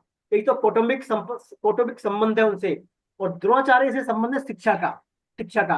तो कौटुंबिक संबंध में पक्षपात की संभावना ज्यादा होती है, या शिक्षा वाले संबंध में ज्यादा पक्षपात की संभावना होती है, निष्पक्षता किस संबंध में होती है, शिक्षा वाले संबंध में या परिवार वाले संबंध में, शिक्षा वाले संबंध में ज्यादा, परिवार वाले में। शिक्षा वाले संबंध में। सर शिक्षा वाले शिक्षा में। वाले में, किसमें, शिक्षा वाले में होनी चाहिए सर, निष्पक्षता, नहीं नहीं, निष्पक्षता। पक्षपात तो, बीच में पितामह के साथ। मतलब पक्षपात तो परिवार में होता है ना। कौटुंबिक कौटुंबिक कौटुंबिक संबंधों में पक्षपात होने की संभावना रहती है ना। हाँ, भाई शिक्षा शिक्षा में देखिए द्रोणाचार्य को अर्जुन भी प्रिय है शिष्य था, ये भी शिष्य कौरव भी पढ़ाया, उन्होंने शिक्षा पांडव को दी थी। तो दुर्योधन के मन में था भाई हमारे कुटुंब वाले है ना, इनको सेट कर लेंगे हम, ये तो हो जाएंगे, सेट कर देंगे भीष्म पितामह को तो, लेकिन पहले इन द्रोणाचार्य को सेट करें, क्योंकि इनको अर्जुन प्रिय था, इनका अर्जुन प्रिय शिष्य था। तो दुर्योधन या कूटनीति के तहत पहले जाता है द्रोणाचार्य के पास, द्रोणाचार्य के पास जाता है, जाकर द्रोणाचार्य को मोटिवेट करता है, उकसाता है, उनको उकसाता है। कैसे उकसाता है देखिए क्या बोलता है, आइए पढ़ते हैं श्लोक नंबर 3 4 5 6। श्लोक नंबर 3 आप अपनी अपनी पुस्तक में देख लें, आप साथ साथ मेरे साथ साथ आप रिसर्च कर सकते हैं ना। पश्यताम पांडुपुत्राणाम आचार्यम् आचार्यां महतीं चमूं व्यूढाम द्रुपदपुत्रेण तव शिष्टेन धीमता अत्र शूरा महेश्वासा भीमार्जुन समायुधि युयुधानो पाटश्च द्रुपदश्च महारथ धृष्टकेतुश्चेकितानः काशीराजश्च वीर्यवान् पुरुजित कुन्ति भोजश्च शैब्यश्च नरपुङ्गवः युधामन्युश्च विक्रान्त उत्तमौजाश्च वीर्यवान् सौभद्रो द्रौपदेयाश्च सर्व एव महारथा। देखिए कितना सुंदर जो है दुर्योधन यहाँ पर वर्णन कर रहे हैं द्रोणाचार्य के समक्ष।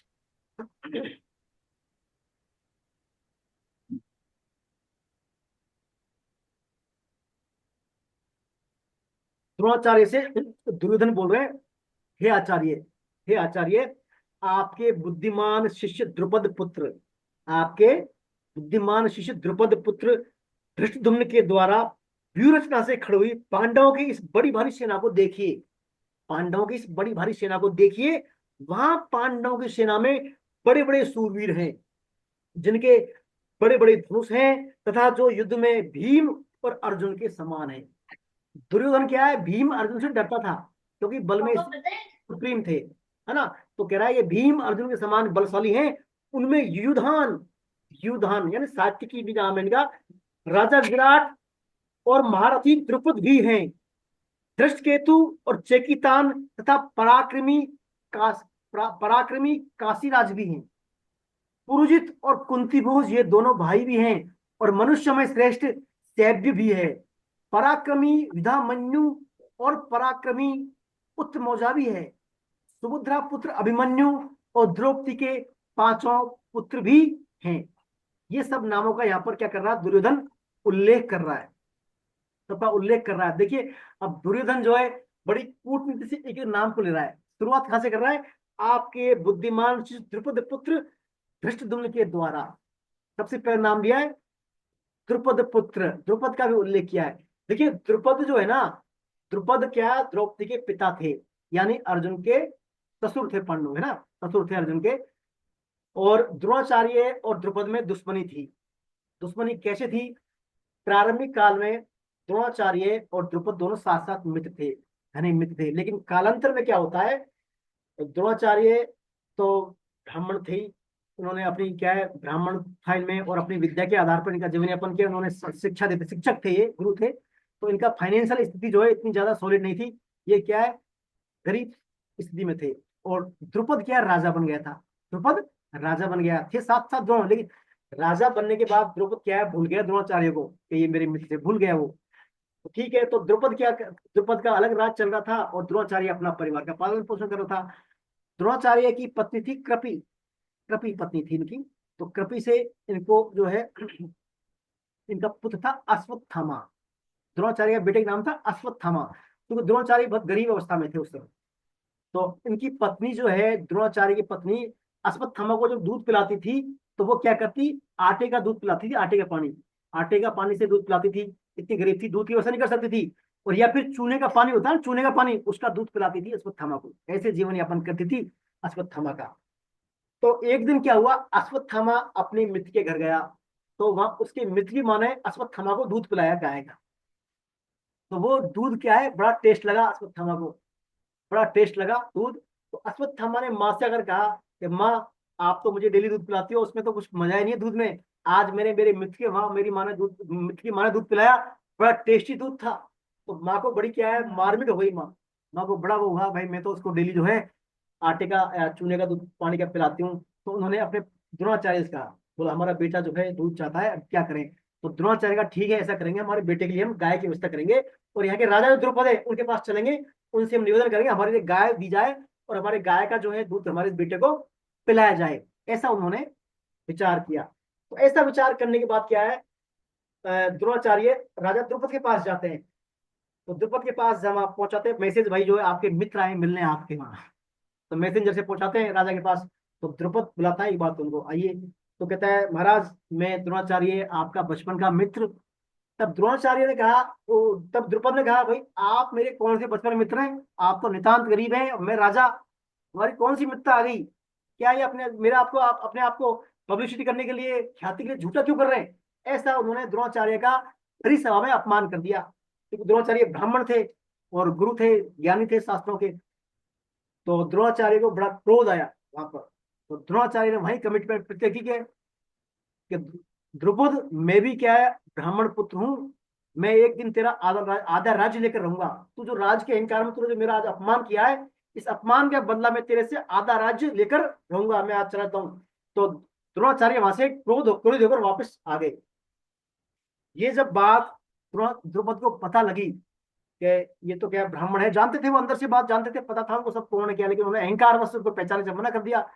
तो द्रुपद ने क्या किया, फिर एक जो है यज्ञ का आयोजन करवाया, यज्ञ का आयोजन करवाया, बड़े यज्ञ का, बड़े मतलब कर्म कांड वाला यज्ञ करवाया। उसमें उनका वो था कि ये जो है मेरा आधा राज छीनेगा, मुझे परेशान करेगा द्रोणाचार्य, इसकी मौत का इंतजाम हो जाए, इसमें इसका मृत्यु का इसमें इंतजाम हो, इसको मृत्यु करने वाला है। तो उस यज्ञ के द्वारा जो है धृष्टद्युम्न और द्रौपदी पैदा हुए, दोनों पैदा हुए यज्ञ के द्वारा। तो जो धृष्टद्युम्न को पैदा होते ही उसका वरदान था कि ये जो है द्रोणाचार्य की मौत का कारण बनेगा।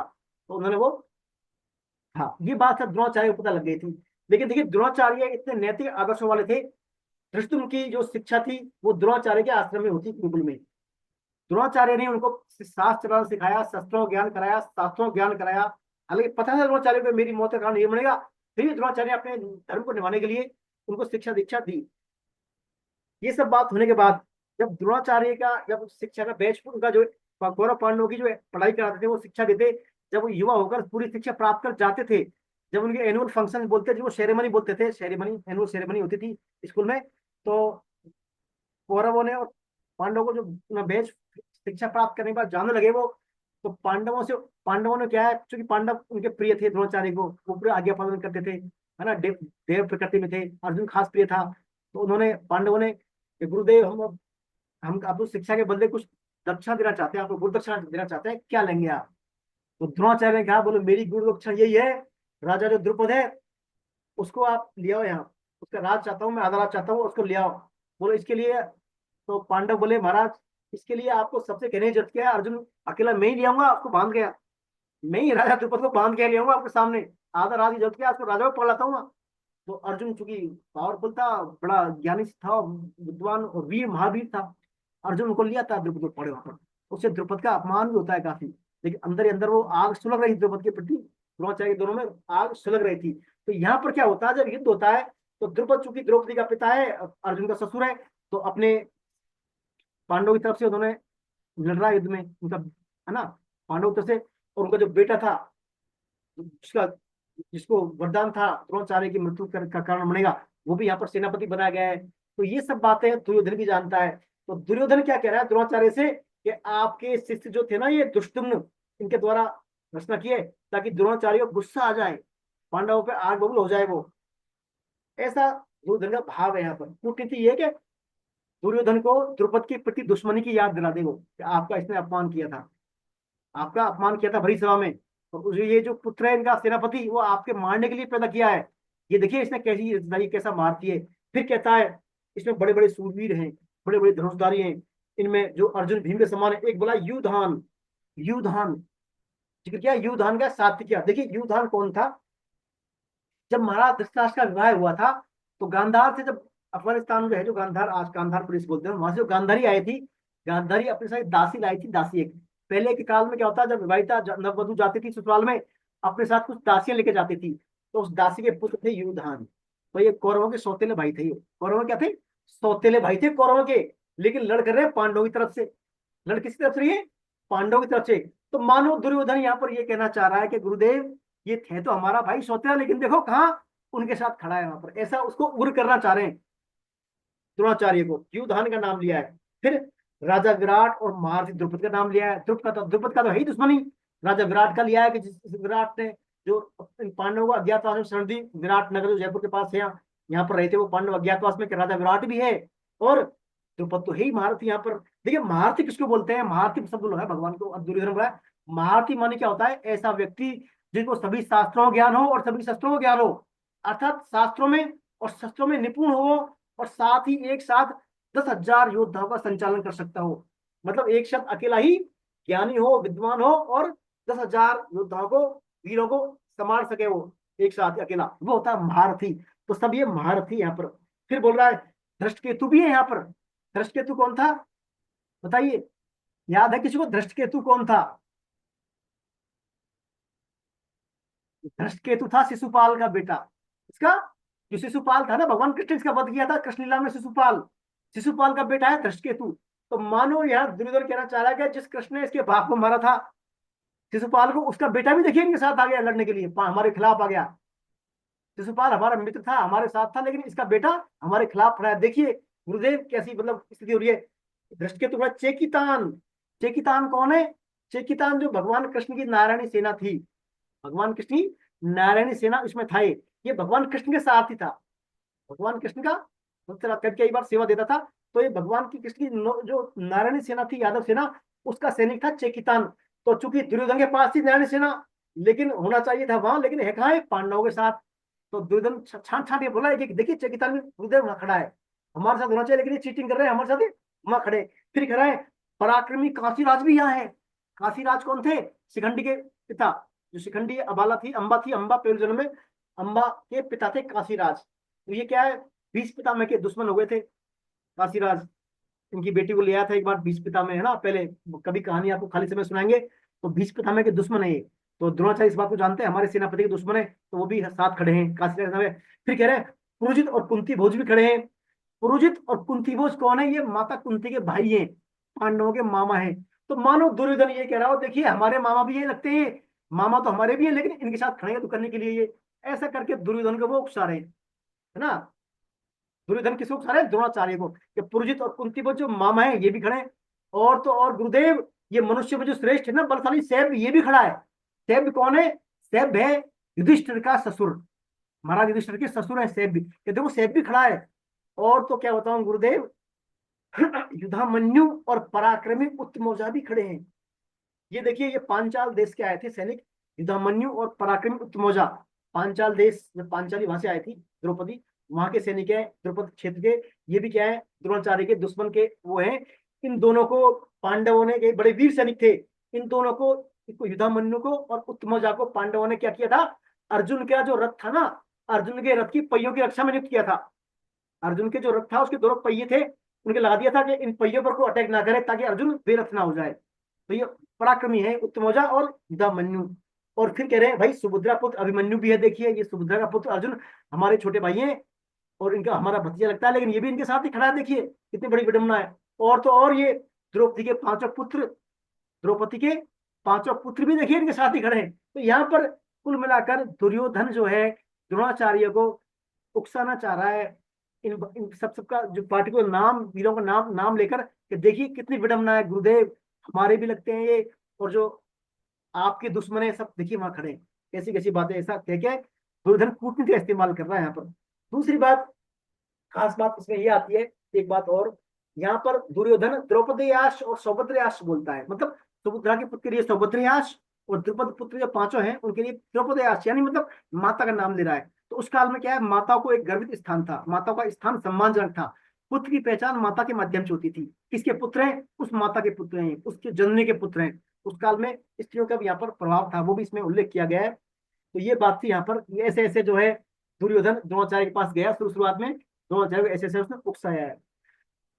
देखिए सेना के बारे में बताया था आपको, 18 अक्षौणी सेना थी, 11 कौरव के पास थी और 7 पांडवों के पास।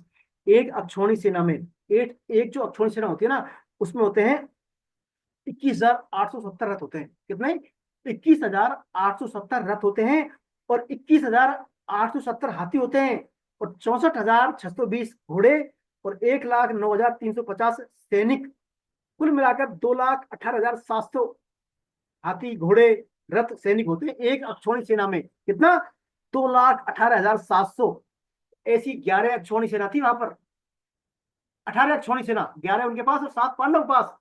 तो लगभग 2 लाख, तो 2 लाख 18 36, करीब 40 लाख के आसपास वहां पर युद्ध में थे। 40 लाख इतनी लोग वहां पर मरने मारने खड़े थे घमासान महाभारत में। वहां 18 अक्षौणी सेना और पूरा युद्ध भी 18 दिन ही चला था। कितना चला युद्ध? 18 दिन चला था। 10वें दिन तक तो संजय रहा था, फिर बाद में संजय ने वहां, उसके बाद 11वें दिन से बाद में आगे बात बताया। तो ये सब बातें यहाँ पर है दुर्योधन के द्वारा। अब देखिए, अब दुर्योधन क्या करता है, बता दिया पांडव के बारे में, फिर राजी करने के लिए अपने बारे में बोलता है। क्या कहता है दुर्योधन? अस्माकं तु विशिष्टा ये, अस्माकं तु विशिष्टा ये, तान् निबोध द्विजोत्तम, नायका मम सैन्यस्य, संज्ञाथं तान् ब्रवीमि ते। भवान् भीष्मश्च कर्णश्च कृपश्च समितिञ्जयः, अश्वत्थामा विकर्णश्च सौम्यदत्तिस्तथैव च। अब देखिए क्या कहते हैं दुर्योधन, हे द्विजोत्तम। यहाँ पर देखिए द्विजोत्तम बोल रहे हैं द्रोणाचार्य को। द्विज मानी ब्राह्मण, हे ब्राह्मणों में श्रेष्ठ या ब्राह्मणों में उत्तम, हमारे पक्ष में जो भी मुख्य हैं उन पर भी आप एक बार ध्यान दे लें। भाई ये तो पांडवों की मामला है, पूरा सेना का आपको डिस्क्राइब कर दिया, विशेष बता दिया कौन कौन है। अब हमारे बारे में भी आप देख लें कौन कौन है हमारे बारे में। देखिए हमारे सेना के जो नायक हैं, सेनापति पितामह भीष्म हैं, आप तो हैं द्रोणाचार्य, और आपके समान भीष्म पिता के समान जो योद्धा कर्ण, महायोद्धा कर्ण जो पांडवों के भाई है एक प्रकार से, कर्ण भी है हमारे साथ।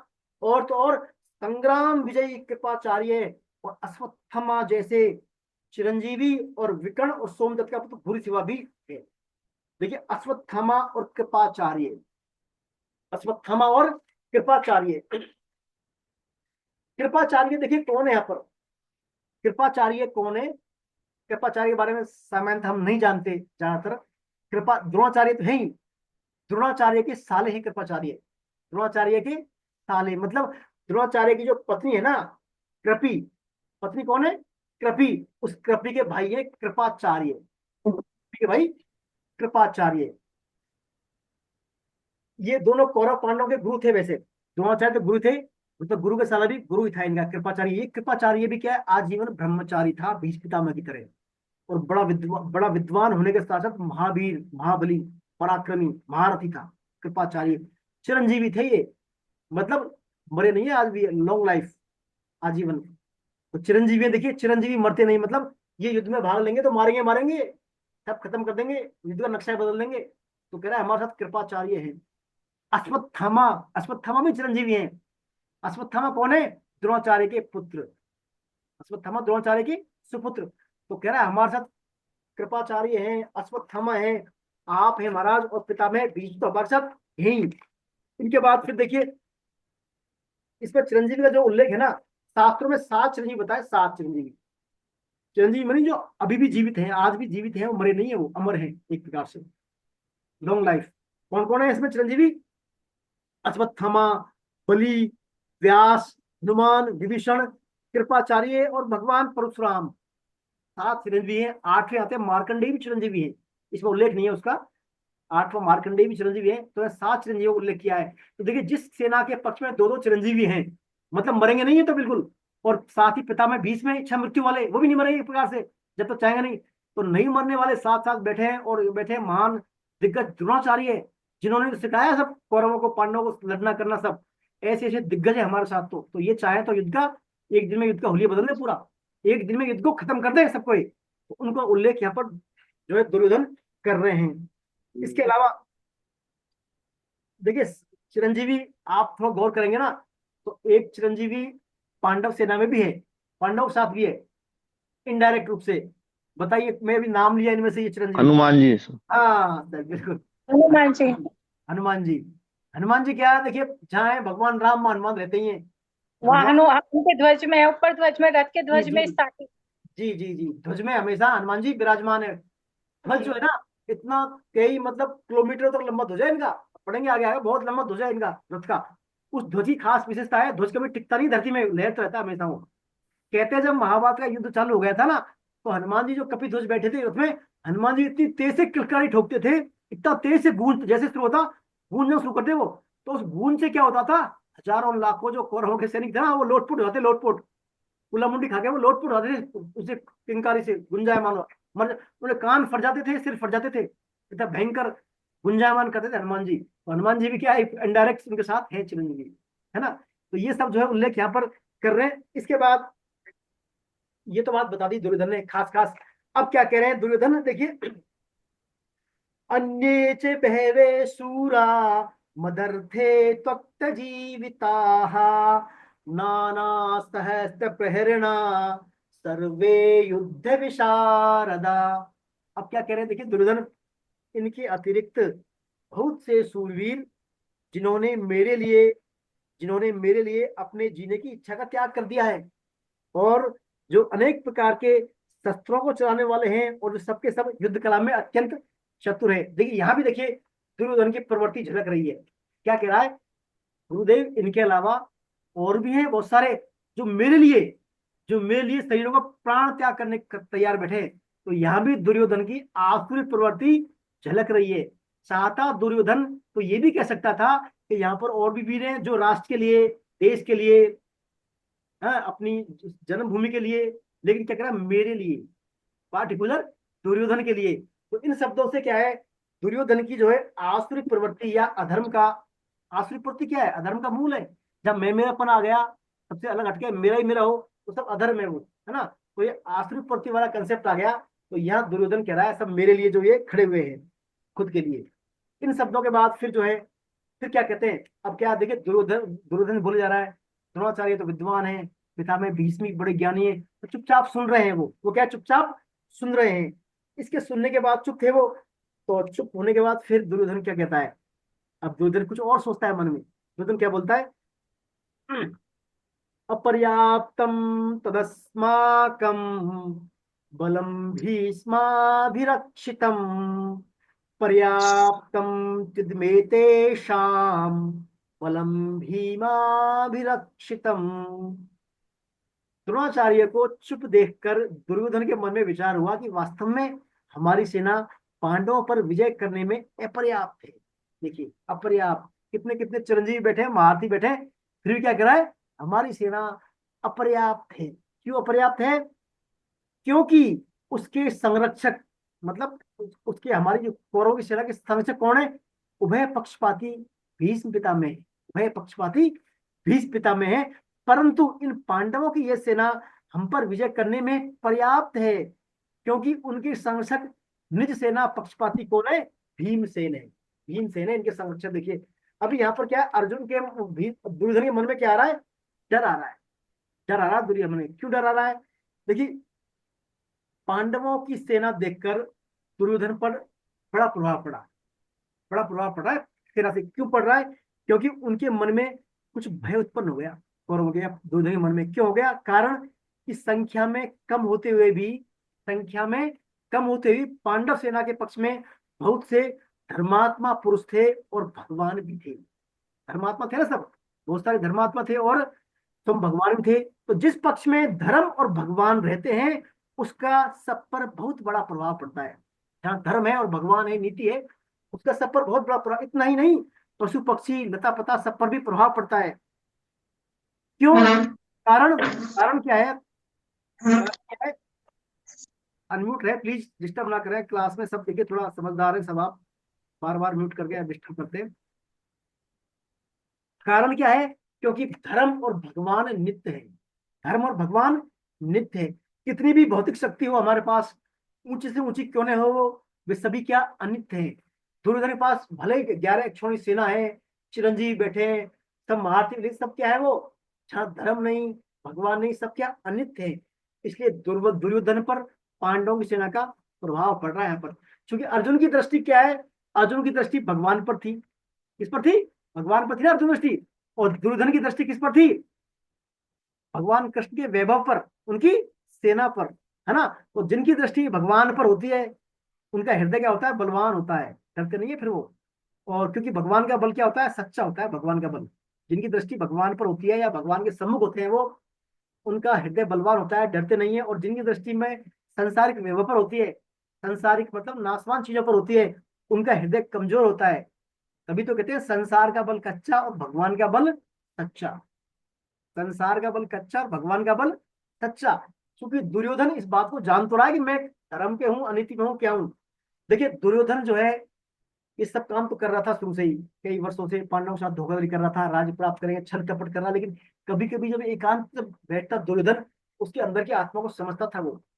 हम सबके अंदर परमात्मा निवास करते हैं। हम भी सोचते हैं कोई गलत काम करते हैं तो हमारे अंदर, हम जब एकांत में सोचते हैं आती है बातें, भाई मैं कर तो गलती रहा हूँ, ये भले अब क्या करूं, मेरा अहंकार है, मेरी बात रखनी है, मेरा मान सम्मान रखना है, लेकिन कब तो मैं गलत रहूं। तो दुर्योधन अपने आप जब कहता था मन से कि मैं जो है धर्म को भी जानता हूँ और मैं अधर्म को भी जानता हूँ, धर्म में मेरी प्रवृत्ति होती नहीं, अधर्म से मेरी निवृत्ति होती नहीं, मेरे हृदय में कौन ऐसी शक्ति है जो मुझे ऐसा कराती है, ये कौन ऐसी पावर है, कौन देव है, मैं नहीं जानता। ऐसा बार बार कहता था दुर्योधन। जानामि धर्म ने में, जानामि धर्म ने च में, प्रवृत्ति जनार्थ में निवृत्ति, ऐसा जो है बार बार दुर्योधन कहते थे। मतलब दुर्योधन के अंदर की आत्मा भी कहती थी मैं धर्म को भी जानता हूँ, अधर्म को जानता हूँ, लेकिन मैं धर्म में लगता नहीं हूँ, अधर्म को छोड़ता नहीं हूँ, पता नहीं मेरे अंदर कौन है। तो ये कौन है हमारे अंदर, ये सब बात हमें यहाँ पर भगवत गीता बताने वाली है। आने वाली सत्रों में, आने वाली क्लासों में कौन है हमारे अंदर, जो हम उनसे कर्म कराते हैं, हमारे से बार बार हमारे कर्म में लगवाते हैं वो, ये सब यहाँ पर अर्जुन बताने वाले। देखिए आदमी चाहे कितना ही पावरफुल हो, कितना ही शक्तिशाली हो, कितना ही आश्रय हो संसार का, जब तक भगवान से विमुख है वो भयभीत ही रहेगा। रावण था, रावण, रावण कितना बलशाली था, देवता भी डरते थे उससे, सब बड़ा वीर था। हम जो है महादेव जी वहां डरते थे, भैया कैलाश में आदम के ना आ जाए रावण एक बार, डिस्टरबेंस करेगा। वो भगवान को सिर काट के तपस्या करता था, बहुत बड़ा बलशाली था रावण, एक छतराज। लेकिन जब वो रावण माता सीता का जब अपहरण करने जाता है, किडनैप करने जाता है, क्योंकि गलत था वो, तो वो भी क्या है, डर जाता है रावण, छद्मवेश कर जाता है, छद्मवेश करके अग्नि से डर जाता है, डरता डरता, क्योंकि गलत काम कर रहा है, भगवान के विमुख है वो। हम जो भी संसार का नाशवान पदार्थों का आश्रय लेंगे तो स्वतः ही हमारे अंदर भय का प्रस्फुटन होगा, डर का, डरेंगे हम, है ना, क्योंकि अंदर जानते हैं हम क्या है। तो इसलिए कहते हैं भगवान के आश्रय लेंगे तो भगवान का बल सच्चा और संसार का बल कच्चा, ये इसमें बात और आती है। आइए श्लोक नंबर 11 पढ़ते हैं।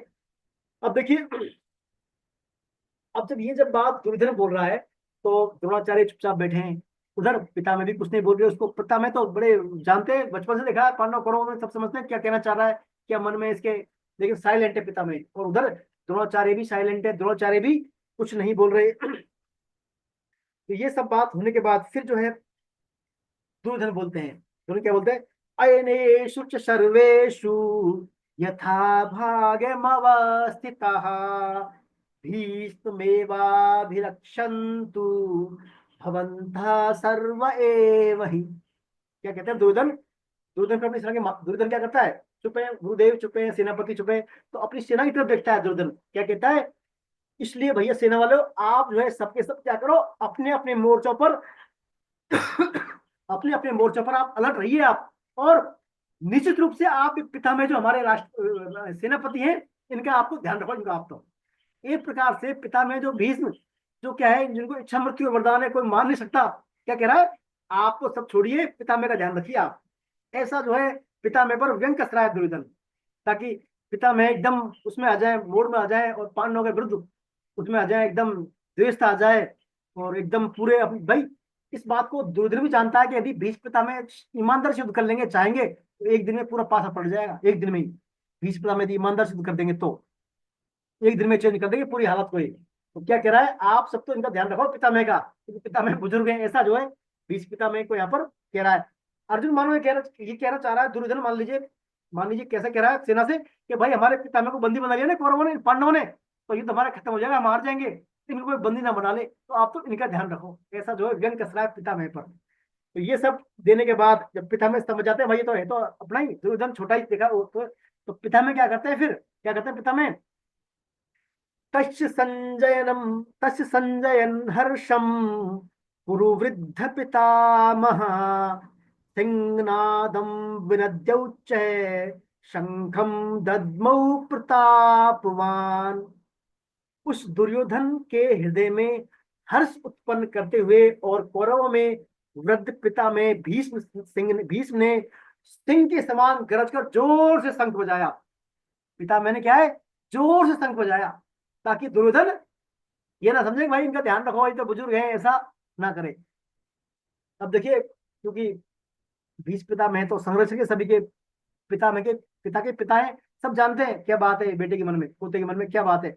उन्होंने जोर से शंख बजाया, तो कहते हैं शंख जब बजाया ना उन्होंने भीष्म पिता मैंने, उस शंख का क्या है कौरव सेना पर प्रभाव हुआ कि हमारे पिता में है जो है वृद्ध पिता में बड़े अब तैयार हैं युद्ध के लिए, तैयार है, हमें भी अलर्ट रहना है। तो जैसे ही उन्होंने शंख बजाया तो वहां पर सब कह रहे, दुर्योधन ने कहा कुरुवृद्ध बोला है, जो कुरुवृद्ध पिता में है, कुरुवृद्ध बोला है। देखिए पहली बात तो इसमें खास बात है, इनको वृद्ध बोला है यहाँ पर, कुरुओं में वृद्ध, जबकि क्या है इस कुरुओं में युद्ध में इनसे भी वृद्ध और बैठे हैं एक और यहाँ, भीष्म पिता में है, दादा है, लेकिन इनसे भी बड़े बैठे हैं युद्ध में लड़ने के लिए। एक बार कौन, भीष्म पिता में के चाचा वही, इनके चाचा हैं भाई, उम्र बड़े हैं इनसे, लेकिन यहाँ पर जो कुरुवृद्ध बोला है, कुरु में वृद्ध की संज्ञा दी है। देखिए बड़ा होना आपकी उम्र पर निर्भर नहीं करता कि उम्र आपकी बड़ी है ज्यादा है, बड़ा होना निर्भर करता है हमारे बड़प्पन पर, हमारे संस्कार पर, हमारे व्यवहार पर। यहाँ पर पिता में का जो व्यवहार है, देखिए दुर्योधन को समझ गया मन स्थिति को, उन्होंने शंख बजा दिया तुरंत, है ना। तो ये बड़प्पन जो है पिता में इसलिए इनको वृद्ध बोला है, हालांकि इनसे उम्र बड़े चाचा भी हैं इनके यहाँ, उनको वृद्ध नहीं कहा गया, उनको सिर्फ योद्धा कहा गया है, इनको यहाँ पर वृद्ध कहा गया है। तो बड़ा होना अपने आप में उम्र बड़े होने के लिए उम्र पर्याप्त नहीं है, हमें हमारे कर्तव्य कर्म ड्यूटीज, हमारे छोटे के प्रति अपनापन का भाव, हमारे संस्कार, हमारी मार्मिकता, ये सब क्या हमारे बड़े होने का प्रमाण है। हम वास्तव में बड़े हैं। जैसे अपना पुस्तक में उदाहरण दिया है, जो एक नवविवाहिता होती है महिला, अपने ससुराल में जाती है, वो ससुराल में जाने के बाद जो है, ससुराल में जाती है, वहां रहती है, तो उसके पियर से, विवाहिता के पियर से ससुराल में समय समय पर फेस्टिवल आते हैं वहाँ साल में, रक्षाबंधन, दीपावली, होली फेस्टिवल पर मिठाई आती है, वहां पर लड्डू आते हैं ससुराल में पियर से, बहू के पियर से। तो लड्डू आते हैं, एक बार ससुराल में तो कम लड्डू आते हैं संख्या में, तो सासू माँ क्या करती है, देखती है भाई हमारा परिवार बड़ा है, सब जगह बांटने, लड्डू कम पड़ेंगे, तो सासू माँ क्या करती है, चुपचाप रात में ही ऐसे ऐसे और लड्डू इंतजाम करवाती है, बनवाती है और मार्केट से ले आती है ऐसे सेम लड्डू। और फिर सुबह कहती है सब महिलाओं को पड़ोस में, देखिए हमारी जो बहू के पियर से इतने सारे लड्डू आए हैं, बहुत सारे लड्डू आए हैं। तो सासू माँ क्या करती है, अपने बड़प्पन से उसको कमी को छुपा देती है। तो ऐसा यदि प्रेम सासू माँ करेगी तो सासू माँ जो है बहू की तुलना में, बहू की नजर में क्या, हमेशा उसका बड़प्पन वृद्ध हो जाएगी, वो प्रेम हो जाएगा उसके प्रति। तो ऐसा व्यवहार हमारे बड़ों में होना चाहिए। छोटों को हम क्या है, स्नेह करें, हमारे पर जो डिपेंडेंट है, हमारे रिलेटिव है, उनको हम गलतियों को छुपाएं, उनको क्या है मोटिवेट करें। ऐसा व्यवहार करेंगे तो हम क्या है, हमारा जो वृद्ध होने का या बड़े होने का, सीनियर होने का सार्थक यही है ना। तो यहाँ पर भीष्म पितामह को इन्हीं व्यवहार के कारण पूर्व वृद्ध कहा गया है। तो ये बात जब भीष्म पितामह ने शंख बजा दिया, उसके बाद जो है फिर उसके बाद फिर शंख बजते हैं दोबारा। पितामह ने बजा दिया तो कौरव सेना में शंख बजे, उसके बाद फिर पांडव सेना में शंखों का आगाज होता है। आइए हम पांडव सेना के शंखों को सुनते हैं। ततः शंखाश्च भैर्याश्च पणवानक गोमुखः सहसैवाभ्यहन्यन्तः शब्दस्तु मूलोऽभवत्। ततः श्वेतैर्हैर्युक्ते महति चन्दने स्थितौ माध्वे पाण्डवाश्चैव दिव्यौ शंखौ पुधात्मतौ।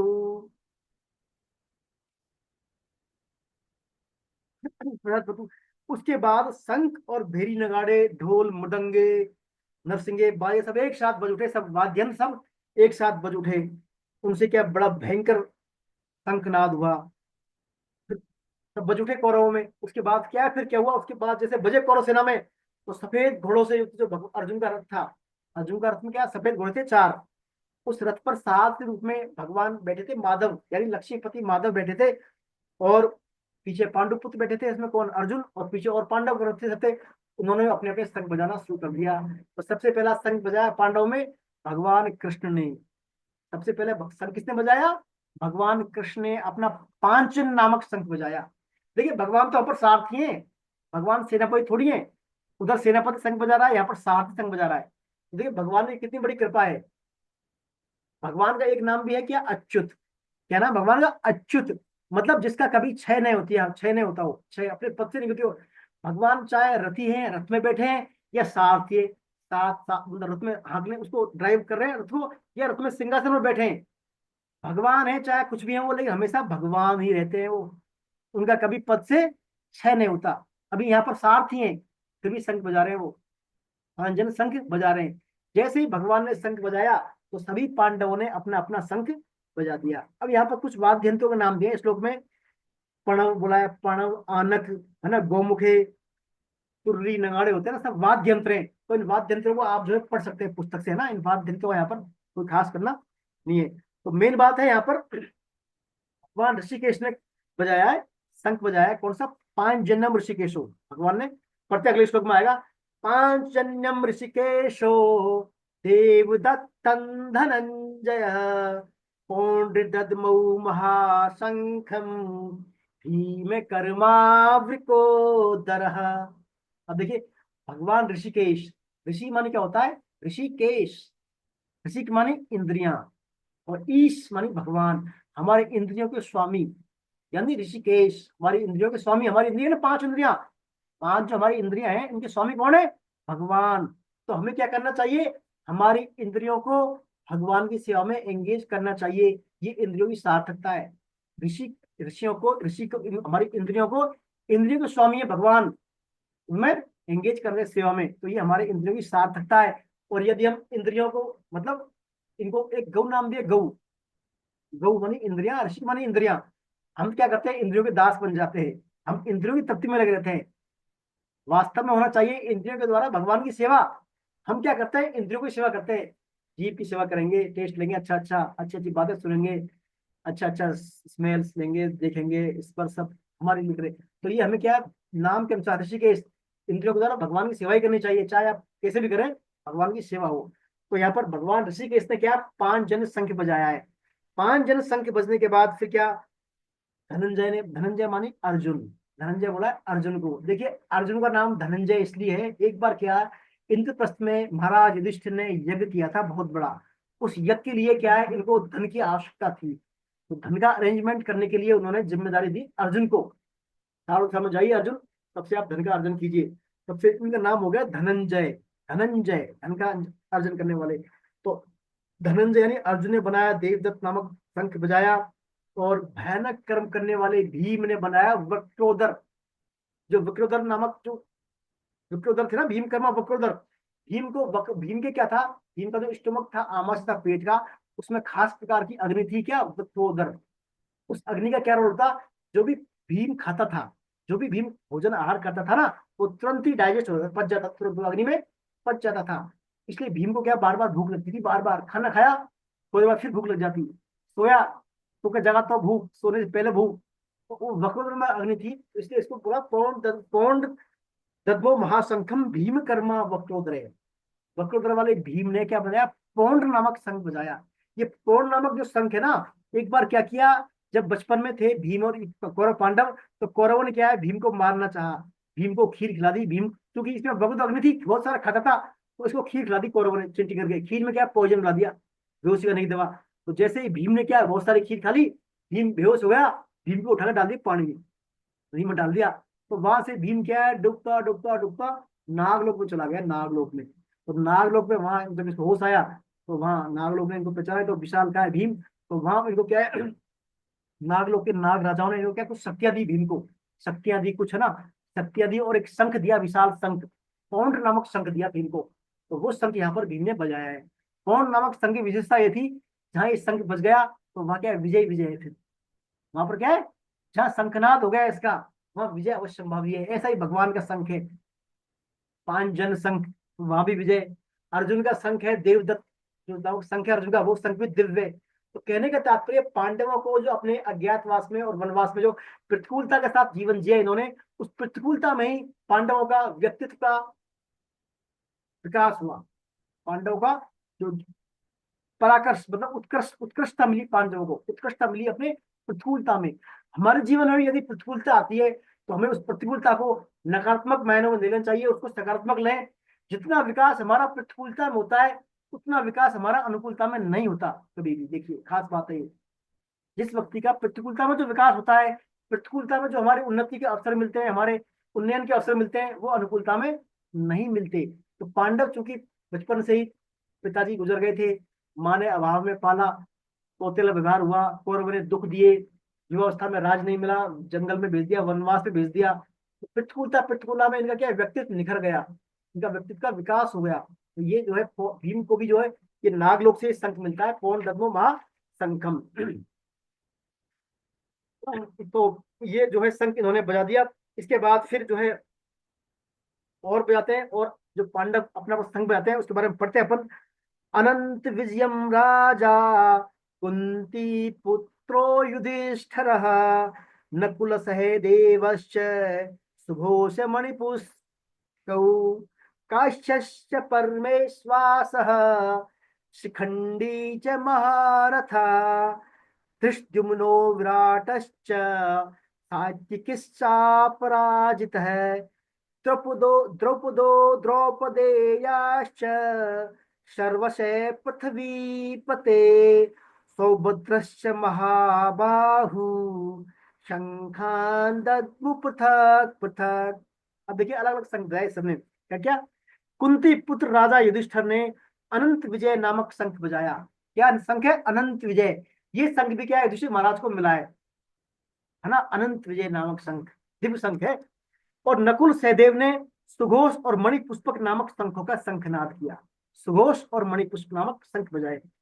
श्रेष्ठ धनुष वाले काशीराज और महारथी शिखंडी और धृष्टद्युम्न एवं राजा विराट और अजय सात्विकी, देखिए अजय है सात्विकी, अजय सात्विकी, राजा द्रुपद और द्रौपदी के 5 पुत्रों और लंबी लंबी भुजाओं वाले सुभद्रा पुत्र अभिमन्यु, इन सभी ने अलग अलग शंखों का शंखनाद किया।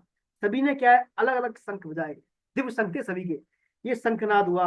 उस शंखनाद के बाद क्या है, जैसे शंखनाद किया पांडव की सेना ने, तो कौरवों की सेना में क्या है, डर गई कौरव, हिल गया, दुर्योधन भी हिल गया एक बार, एकदम ऐसा गुंजायमान हुआ दिव्य शंखों का, हृदय फट गए, सबके हृदय विदीर्ण हो गए सैनिकों के। दुर्योधन तो वीर था, दुर्योधन के दुस्शासन सभी के क्या है, एकदम घबरा गए सब, पड़े अपन।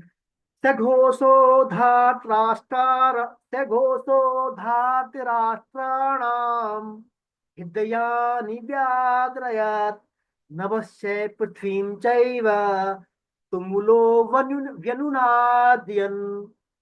और पांडव सेना के शंखों के उस भयंकर शंखनाद से, भयंकर शब्दों से आकाश और पृथ्वी को गुंजाते हुए अन्याय पूर्वक राज्य हड़पने वाले दुर्योधन आदि के हृदय विदीर्ण कर दिए था। क्या पांडवों के शंखनाद से दुर्योधन आदि के हृदय भी घबरा गए वो।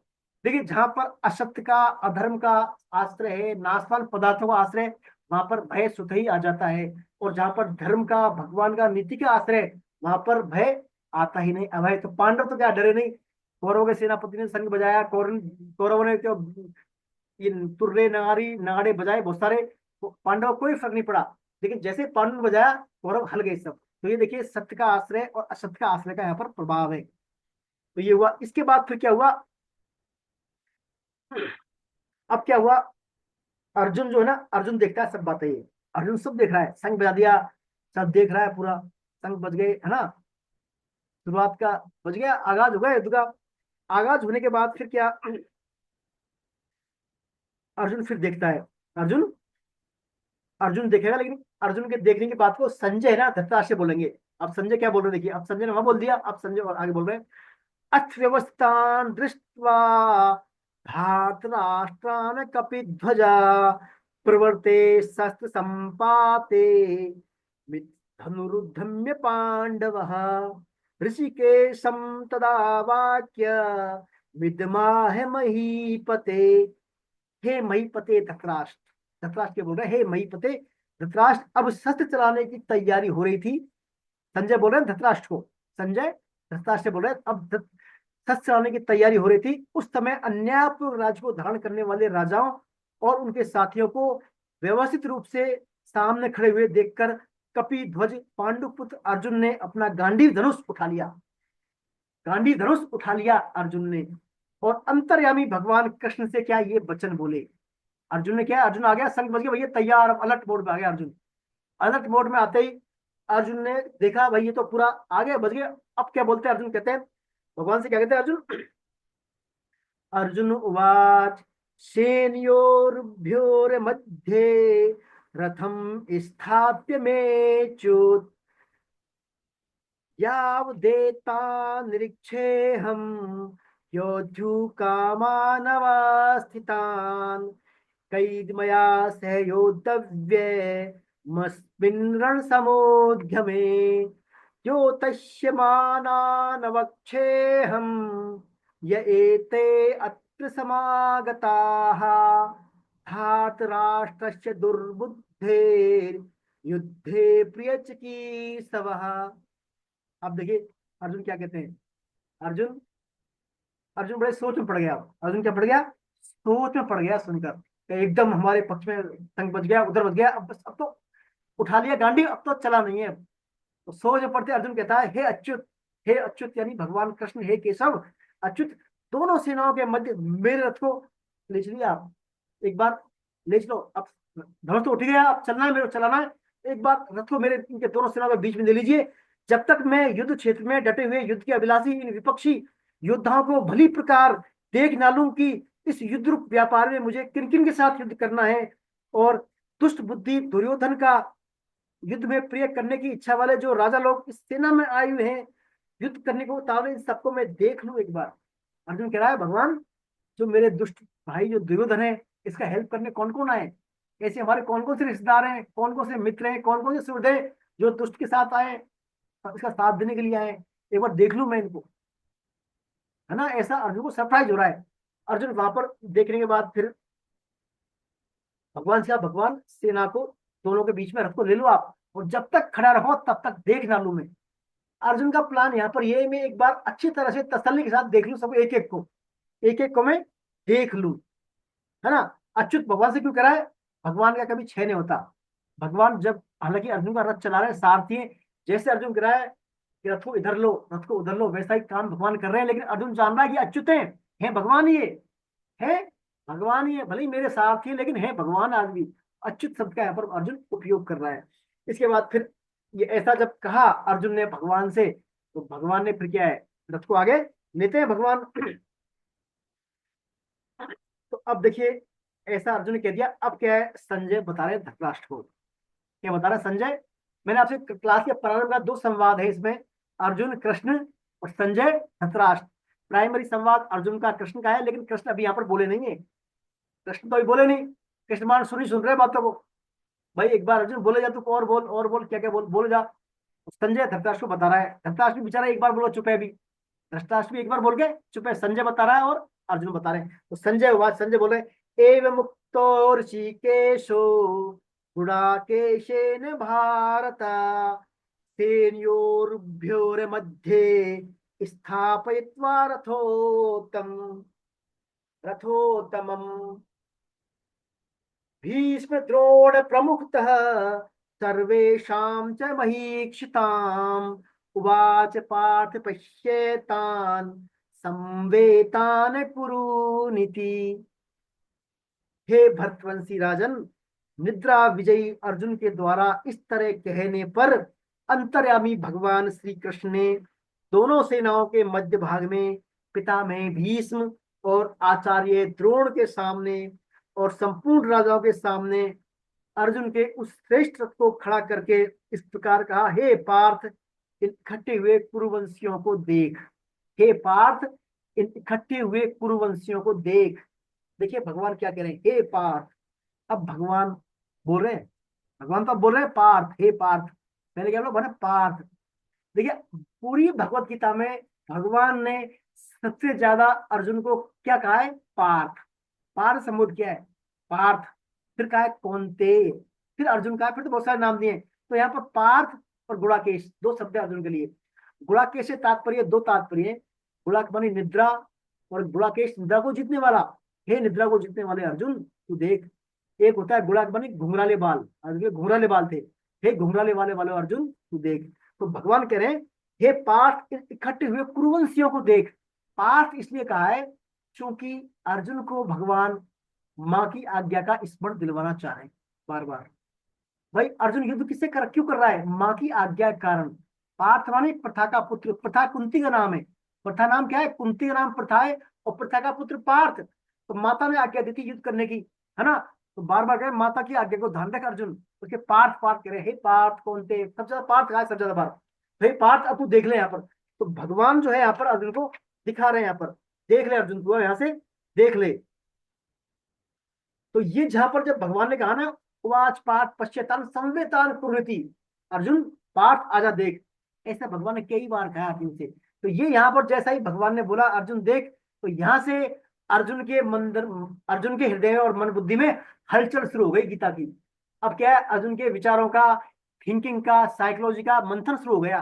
तो यहाँ से गीता का, गंगोत्री का प्राकट का सूत्र होता है, प्राकट का सूत्रधार है ये शब्द। देख अर्जुन देख, देख। और भगवान ने कहा 3 बार, अर्जुन देख तू।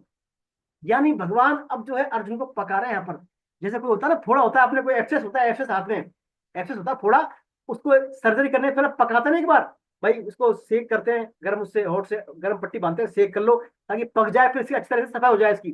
तो यहाँ भगवान जो है अर्जुन के अंदर पका रहे हैं, अर्जुन को मंथन कर रहे हैं। अर्जुन देख, देख अर्जुन देख, तेरे अंदर जो भाव है उनका मंथन कर, ताकि गीता का प्राकट हो फिर भली भांति। तो यहाँ अर्जुन को भगवान इस प्रकार दिखा रहे हैं। तो यहाँ पर क्या देखिए, अर्जुन पर भगवान की खास कृपा हो रही है। अर्जुन पर चाहते तो अर्जुन से भगवान कहते नहीं नहीं, संग बच गया अर्जुन, युद्ध कर, अब नहीं है देखने का समय, संग बच गया, युद्ध चला। चाहते भगवान ऐसा भी कह सकते हैं, लेकिन अर्जुन को क्या है, भगवान जीवन का ज्ञान देना चाहते हैं, गीता का प्राकट करना चाहते हैं। तो भगवान कह रहे हैं आजा भाई अर्जुन, अब तू देख ले एक बार, खूब देख, मन भर के देख। तो ये क्या है, भगवान कृपा कर रहे हैं अर्जुन पर। अर्जुन पर भगवान का कृपा योग का प्राकट हो रहा है, अर्जुन पर भगवान की कृपा हो रहा है। तो देखिए अर्जुन पर प्रतिकूलता थी, प्रतिकूल परिस्थिति में युद्ध के तैयार हुए थे। तो हमारे जीवन में भी क्या है, प्रतिकूलताएं आती हैं, हमारे जीवन में भी प्रतिकूलताएं आती हैं। उन प्रतिकूलताओं में हमें क्या है, भगवान का आश्रय नहीं छोड़ना है, भगवान का आश्रय नहीं छोड़ना है। यदि हम भगवान के शरण रहेंगे, भगवान के सम्मुख रहेंगे, तो उन प्रतिकूलताओं में हमारा कल्याण अवश्य संभावी है। मैंने बताया ना, जितना कल्याण प्रतिकूलता में होता है उतना कल्याण अनुकूलता में नहीं होता। जितनी भी आप देखिए इतिहास में जितनी भी प्रतिभाएं, महापुरुष, विद्वान निकले, सब प्रतिकूलताओं में संघर्ष करके निकले, प्रतिकूलताओं के फलस्वरूप ही सब निकले। अनुकूलता में कम रेशो है, ज्यादा रेशो प्रतिकूलता में। तो यहाँ अर्जुन की प्रतिकूलता का भगवान क्या है, उसको कह रहे हैं देख अर्जुन देख, देख पार्थ देख, ऐसा यहाँ पर जो भगवान कृपा का प्राकट कर रहे हैं। अब देखिए इसके बाद क्या अर्जुन देखता है, अर्जुन देखता है, अर्जुन क्या देखता है फिर देखिए, आइए पढ़ते हैं अपन। तत्रापश्यत स्थितान पार्थ पितृनथ पितामहान आचार्यान मातुलान भ्रातरन पुत्रान पौत्रान सखींस्तथा ससुरान सुहृदश्चैव सेनयोरुभ्येरपि तान् समीक्षय स कौन्तेय सर्वान् बन्धुनवस्थितान् कृपया पर्याविष्टो विसीदननिदमब्रवीत्। देखिए उसके बाद, अब देखिए बहुत सुंदर चीज आ रही है यहाँ पर। उसके बाद प्रथानंदन, भगवान ने पार्थ कहा तो प्रथानंदन, उसके बाद प्रथानंदन अर्जुन ने उन दोनों सेनाओं में, दोनों सेनाओं ही सेनाओं में अपने पिताओं को, पिताओं मानी पिता जो लगते थे ना उनके, जैसे ससुर वगैरह, पिता वाली कैटेगरी के पिताओं को, पितामहों को यानी दादाओं को, ससुरों के ससुरों को, आचार्यों को, मामाओं को, भाइयों को, पुत्रों को, पुत्रों मानी भतीजे वगैरह सब आ गए थे उसमें ना, पुत्रों को, पौत्रों को, मित्रों को, ससुरों को और सुहृदों को भी देखा। अपनी अपनी जगह स्थित संपूर्ण बांधवों को देखकर वे कुंती नंदन अर्जुन अत्यंत कायरता से युक्त होकर विषाद होते हुए, कायरता से युक्त होकर विषाद करते हुए बोले। अब देखिए जैसे अर्जुन ने सभी को देखा, मामा हैं, मेरे बेटे, भतीजे हैं, हमारे परिवार के मेरे बेटे वाले हैं, बेटे की कैटेगरी के हैं, पिता की कैटेगरी के हैं, दादा हैं और मामा हैं, मित्र हैं हमारे, सबके सब हैं। तो अर्जुन क्या है, कांप जाता है वहां, अर्जुन कांप जाता है अर्जुन देख के कि मैं ये करूंगा, ये क्या कर रहा हूं मैं यहाँ पर, ये सब आ गए। अर्जुन क्या है, डर जाता है वहां, मतलब डर गया, कहते हैं डर गया अर्जुन। कायरता, कायरता में होता है अर्जुन, कायरता को प्राप्त होता है अर्जुन। तो कायरता को होने के बाद क्या होता है, देखिए कायरता को प्राप्त होने से तात्पर्य यहाँ पर चार चीज आती हैं। व्यक्ति पहले स्ट्रेस में आता है, स्ट्रेस में यानी तनाव में, फिर आता है वो टेंशन में आता है। तो अर्जुन शुरू में स्ट्रेस में था ही, तनाव में, युद्ध करना है ना, युद्ध करना है, वह करना, टेंशन। अब अर्जुन टेंशन में आ गए हैं, स्ट्रेस के बाद टेंशन, और टेंशन के बाद फिर आता है अगली स्टेप होती है डिप्रेशन, अवसाद, बोलते हैं अवसाद।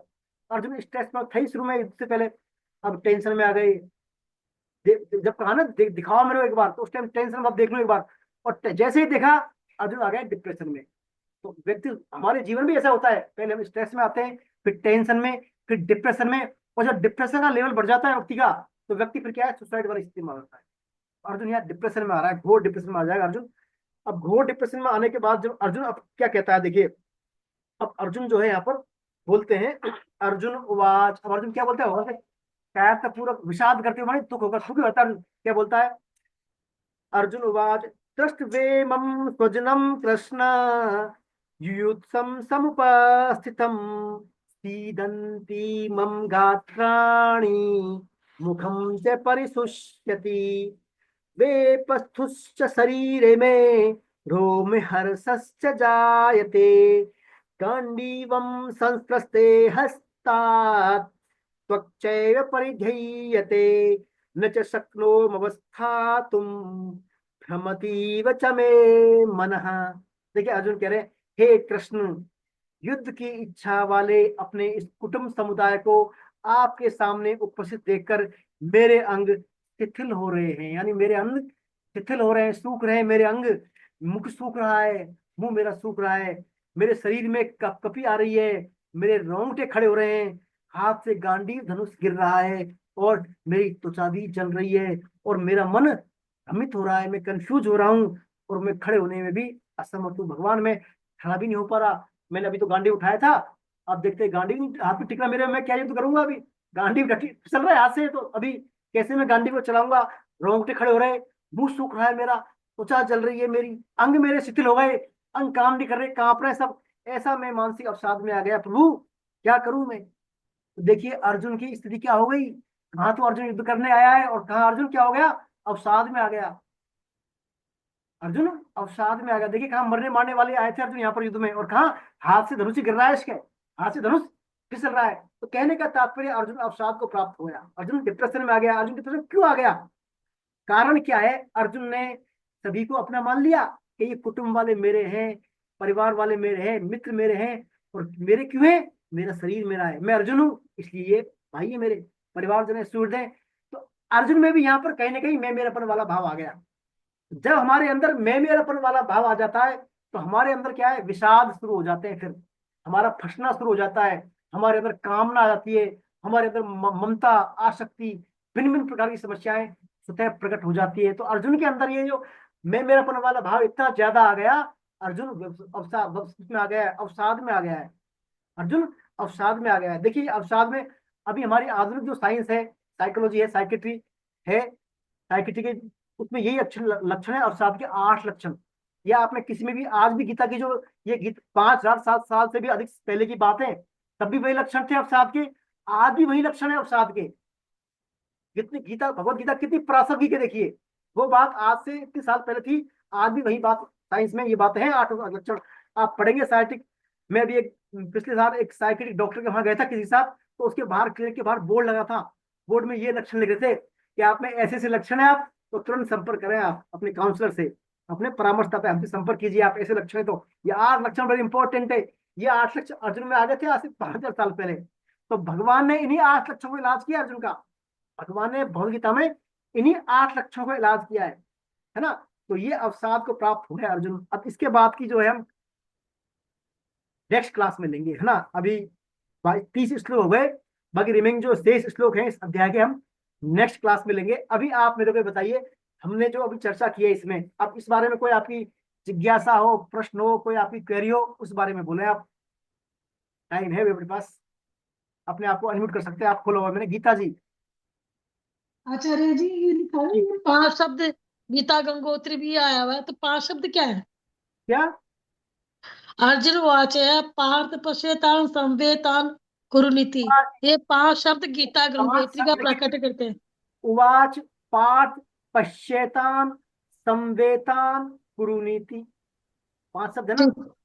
ठीक है, हरे उवाच पार्थ पश्येतान संवेतान कुरुनीति, हे पार्थ इन इकट्ठे हुए कुरुवंशियों को देख, हे पार्थ इन इकट्ठे हुए कुरुवंशियों को देख। बस यहीं से गीता गंगोत्री का प्राकट्य हो जाता है। हरे कृष्ण प्रभु। हरे कृष्णा। और कोई, सुखबीर जी नहीं है, सुखबीर जी सर आज। हरे कृष्णा सर आज नहीं है, वो बाहर हैं। जी जी जी। और उनको वो आज की रिकॉर्डिंग भेज देना बोल के गए थे सर। जी जी जी जी ठीक सर। है। महेंद्र जी सर बोले आप, प्लीज अनम्यूट।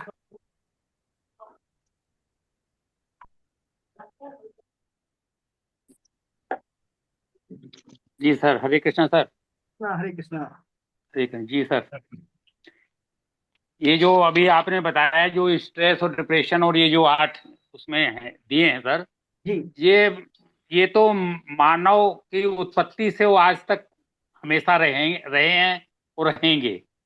जब तक आदमी में मैं और मेरापन रहेगा तब तक ये व्यवस्था बनी रहेगी मनुष्य के जीवन में। जी जी जी। जब वो श्री कृष्ण की शरण में चला जाएगा, उनको अपना सर्वस्व मान लेगा, जैसे अर्जुन ने माना है, और अपना सर्वस्व अर्पण कर देगा, तो ये स्ट्रेस आपसे दूर भागेंगे। बिल्कुल यमदूत जैसे नहीं आते ना भक्त के पास, वैसे ये स्ट्रेस में नहीं आएंगे। मेरा अनुभव यही है सर। जी जी।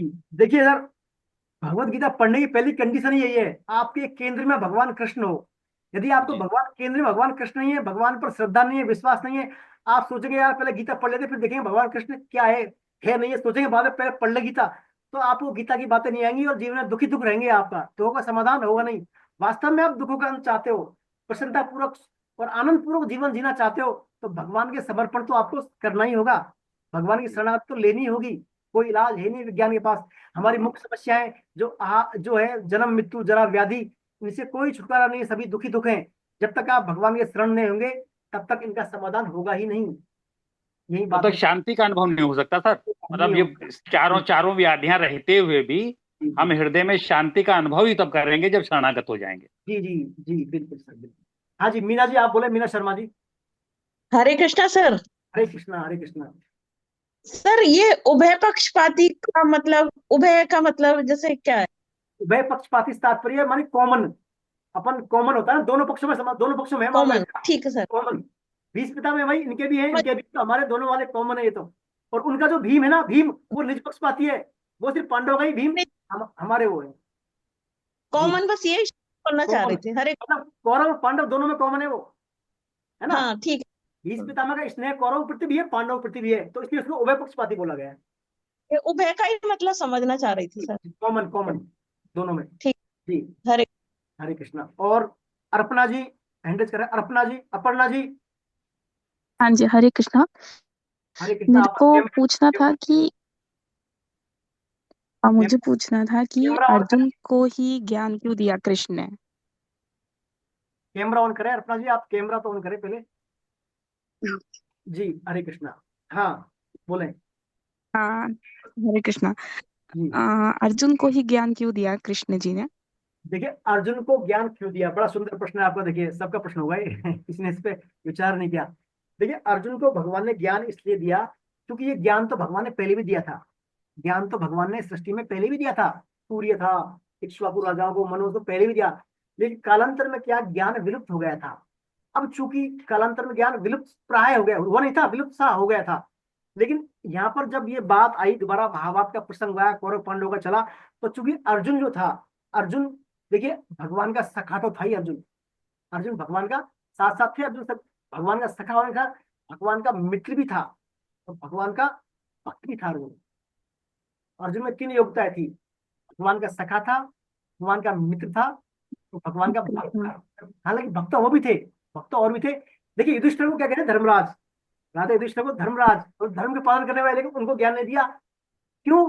क्योंकि युधिष्ठिर जो है अपने आप को कृष्ण भगवान से बड़ा मानते थे, उम्र में बड़े थे, कभी उन्होंने भगवान माना ही नहीं है ना कृष्ण भगवान को। तो इसलिए अर्जुन चूंकि भगवान को मानते थे, सखा थे, मित्र थे, इसलिए अर्जुन का चयन किया गया भगवत गीता के ज्ञान दिलाने के। हरे कृष्णा प्रभु जी। हरे कृष्ण जी। Alka thank you. आपने कहा कि अर्जुन भगवान का सखा भी था, मित्र भी था, तो हाँ। सखा मित्र की डिफरेंस एक बात है, लगभग एक ही बात है, एक ही बात है, सखा मित्र, सखा एक ही मित्र। बात। हाँ बिल्कुल बिल्कुल बिल्कुल। सखा थे मतलब बचपन में साथ खेले थे, वो साथ साथ रहते थे, आना जाना। इवन देन इतनी क्लोजनेस थी दोनों में। कृष्ण ने अपनी बहन सुभद्रा का भी जो है विवाह अर्जुन को करा दिया। बहुत ज्यादा क्लोजनेस थी, सखा हो गए एक प्रकार से वो। सखा मित्र से आगे ही बात है सखा, प्राचीन परंपरा भाषा में सखा बोलते हैं उसको। सखा तो थे ही, भगवान के भक्त भी थे वो। जी जी। और किसी का कोई प्रश्न? चलिए अपन फिर वाइंड अप। नीरज कुमार अग्रवाल साहब बोले, अपने पास 2 मिनट है, बोले नीरज जी। हरे कृष्णा गुरु जी। हरे कृष्णा गुरु जी। हरे कृष्णा, हरे कृष्णा। गुरु जी एक चीज बताइए, भीष्म पिता जो थे वो उनको मालूम था कि कौरव गलत हैं, तो उन्होंने कौरव का साथ क्यों दिया? क्योंकि कौरव पर डिपेंड थे वो, कौरवों का अन्न खा रहे थे वो, कौरवों का अन्न खाते थे, वहीं रहते थे। तो और राजा जो है धृतराष्ट्र की और दुर्योधन की बात मानने के बाद थे वो, बाध्य थे उनकी बात मानने के लिए। भीष्म पितामह के साथ के पास आ गए थे और जितने भी सब जानते थे कि वो गलत हैं, फिर भी उन्होंने उनका साथ क्यों दिया? वो संरक्षक थे, वो कुरुवंश के संरक्षक थे। धृतराष्ट्र के जो धृतराष्ट्र था उनके संरक्षक थे वो। उनका काम परामर्श देना था, उनको उनका काम राजाओं को परामर्श देना था, लेकिन निर्णय करना राजा काम था। तो पितामह किसी परामर्श दे सकते थे। वो ठीक है, लेकिन जब हमें पता है कि ये आदमी जो है गलत है, तो उसका साथ युद्ध में नहीं देना चाहिए था ना उनको? नहीं, युद्ध में देखिए चूंकि वो राजा के अंडर में थे, उनका राजा धृतराष्ट्र था, तो जो राजा की जो आज्ञा होती है वो पालन करते थे वो। राजा की आज्ञा का ही पालन, अंदर से तो समझते थे मैं गलत कर रहा हूँ, जैसे अंदर से तो वो प्यार करते थे। हाँ, लेकिन वो राजा, उनका धर्म था राजा की आज्ञा का पालन करना। जो राजा धृतराष्ट्र का जो कह दिया दुर्योधन ने, उनका पालन करते थे वो। वही करते थे, जो कहते वही करते थे, वो अंदर से भली वो उनके साथ थे 5 लोगों के उभय पक्षपाती, तभी तो बोला उभय पक्षपाती है ये था इसमें। सर प्रतिज्ञाबद्ध भी तो थे, वो अपनी माता को प्रतिज्ञा दी थी कि इस गद्दी पे जो भी बैठेंगे उसकी हाँ, आपकी प्रतिज्ञाबद्ध संरक्षा थे मैं वो। करूंगा। हाँ, उसका राजहित में, इसका राजहित में जो राज मैं वही हाँ। करूंगा, राजा जो कहेगा वही करूंगा। तो कमिटमेंट थे उनके, अपने अपने कमिटमेंट थे, और बाकी धर्म का पालन भी करते थे वो। लेकिन वो राजहित में नहीं थे ना, उन्होंने ये प्रतिज्ञा तो ले ली लेकिन वो राजहित में नहीं था वो। देखिए राजहित में होता है राजा की आज्ञा का पालन करना। आप हाँ राजा ठीक की है। राजा की आज्ञा का पालन नहीं करेंगे तो राजहित नहीं होगा। अच्छा राजा की आज्ञा का पालन, जो राजा का आदेश उसकी पालना करनी है भाई, उनका काम तो पालना करना ही है, राजा थोड़ी है वो, आज्ञा तो राजा ही देगा। इसलिए भीष्म पितामह उनके साथ आज्ञा का पालन करते थे जी। और अब अपना जय श्री कृष्ण। 5 बज गए, अपन इसको बाइंड अप करते हरे हैं। कृष्ण सर जी। जी हरे कृष्णा जी बोले। सर मुझे पुस्तक प्राप्त नहीं हुई है अभी तक, मैं इसके आज विषय में बोलना। मैं शिखा जी, मैं आज एक लिंक डालूंगा ग्रुप में, उस लिंक को भर दें आप तो आपको पुस्तकें मिल जाएगी ना इनका। धन्यवाद। चलिए हरे कृष्णा। कीर्तन 2 मिनट के लिए कीर्तन करते हैं, अभी अपन टाइम हो गया इस आईडी पर नेक्स्ट इसलिए है ना। चलिए हरे कृष्ण कृष्ण कृष्ण हरे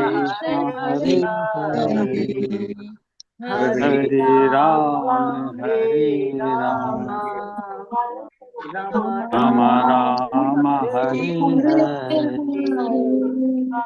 हरे कृष्ण हरे कृष्ण कृष्ण कृष्ण हरे हरे हरे राम हरे राम राम राम हरे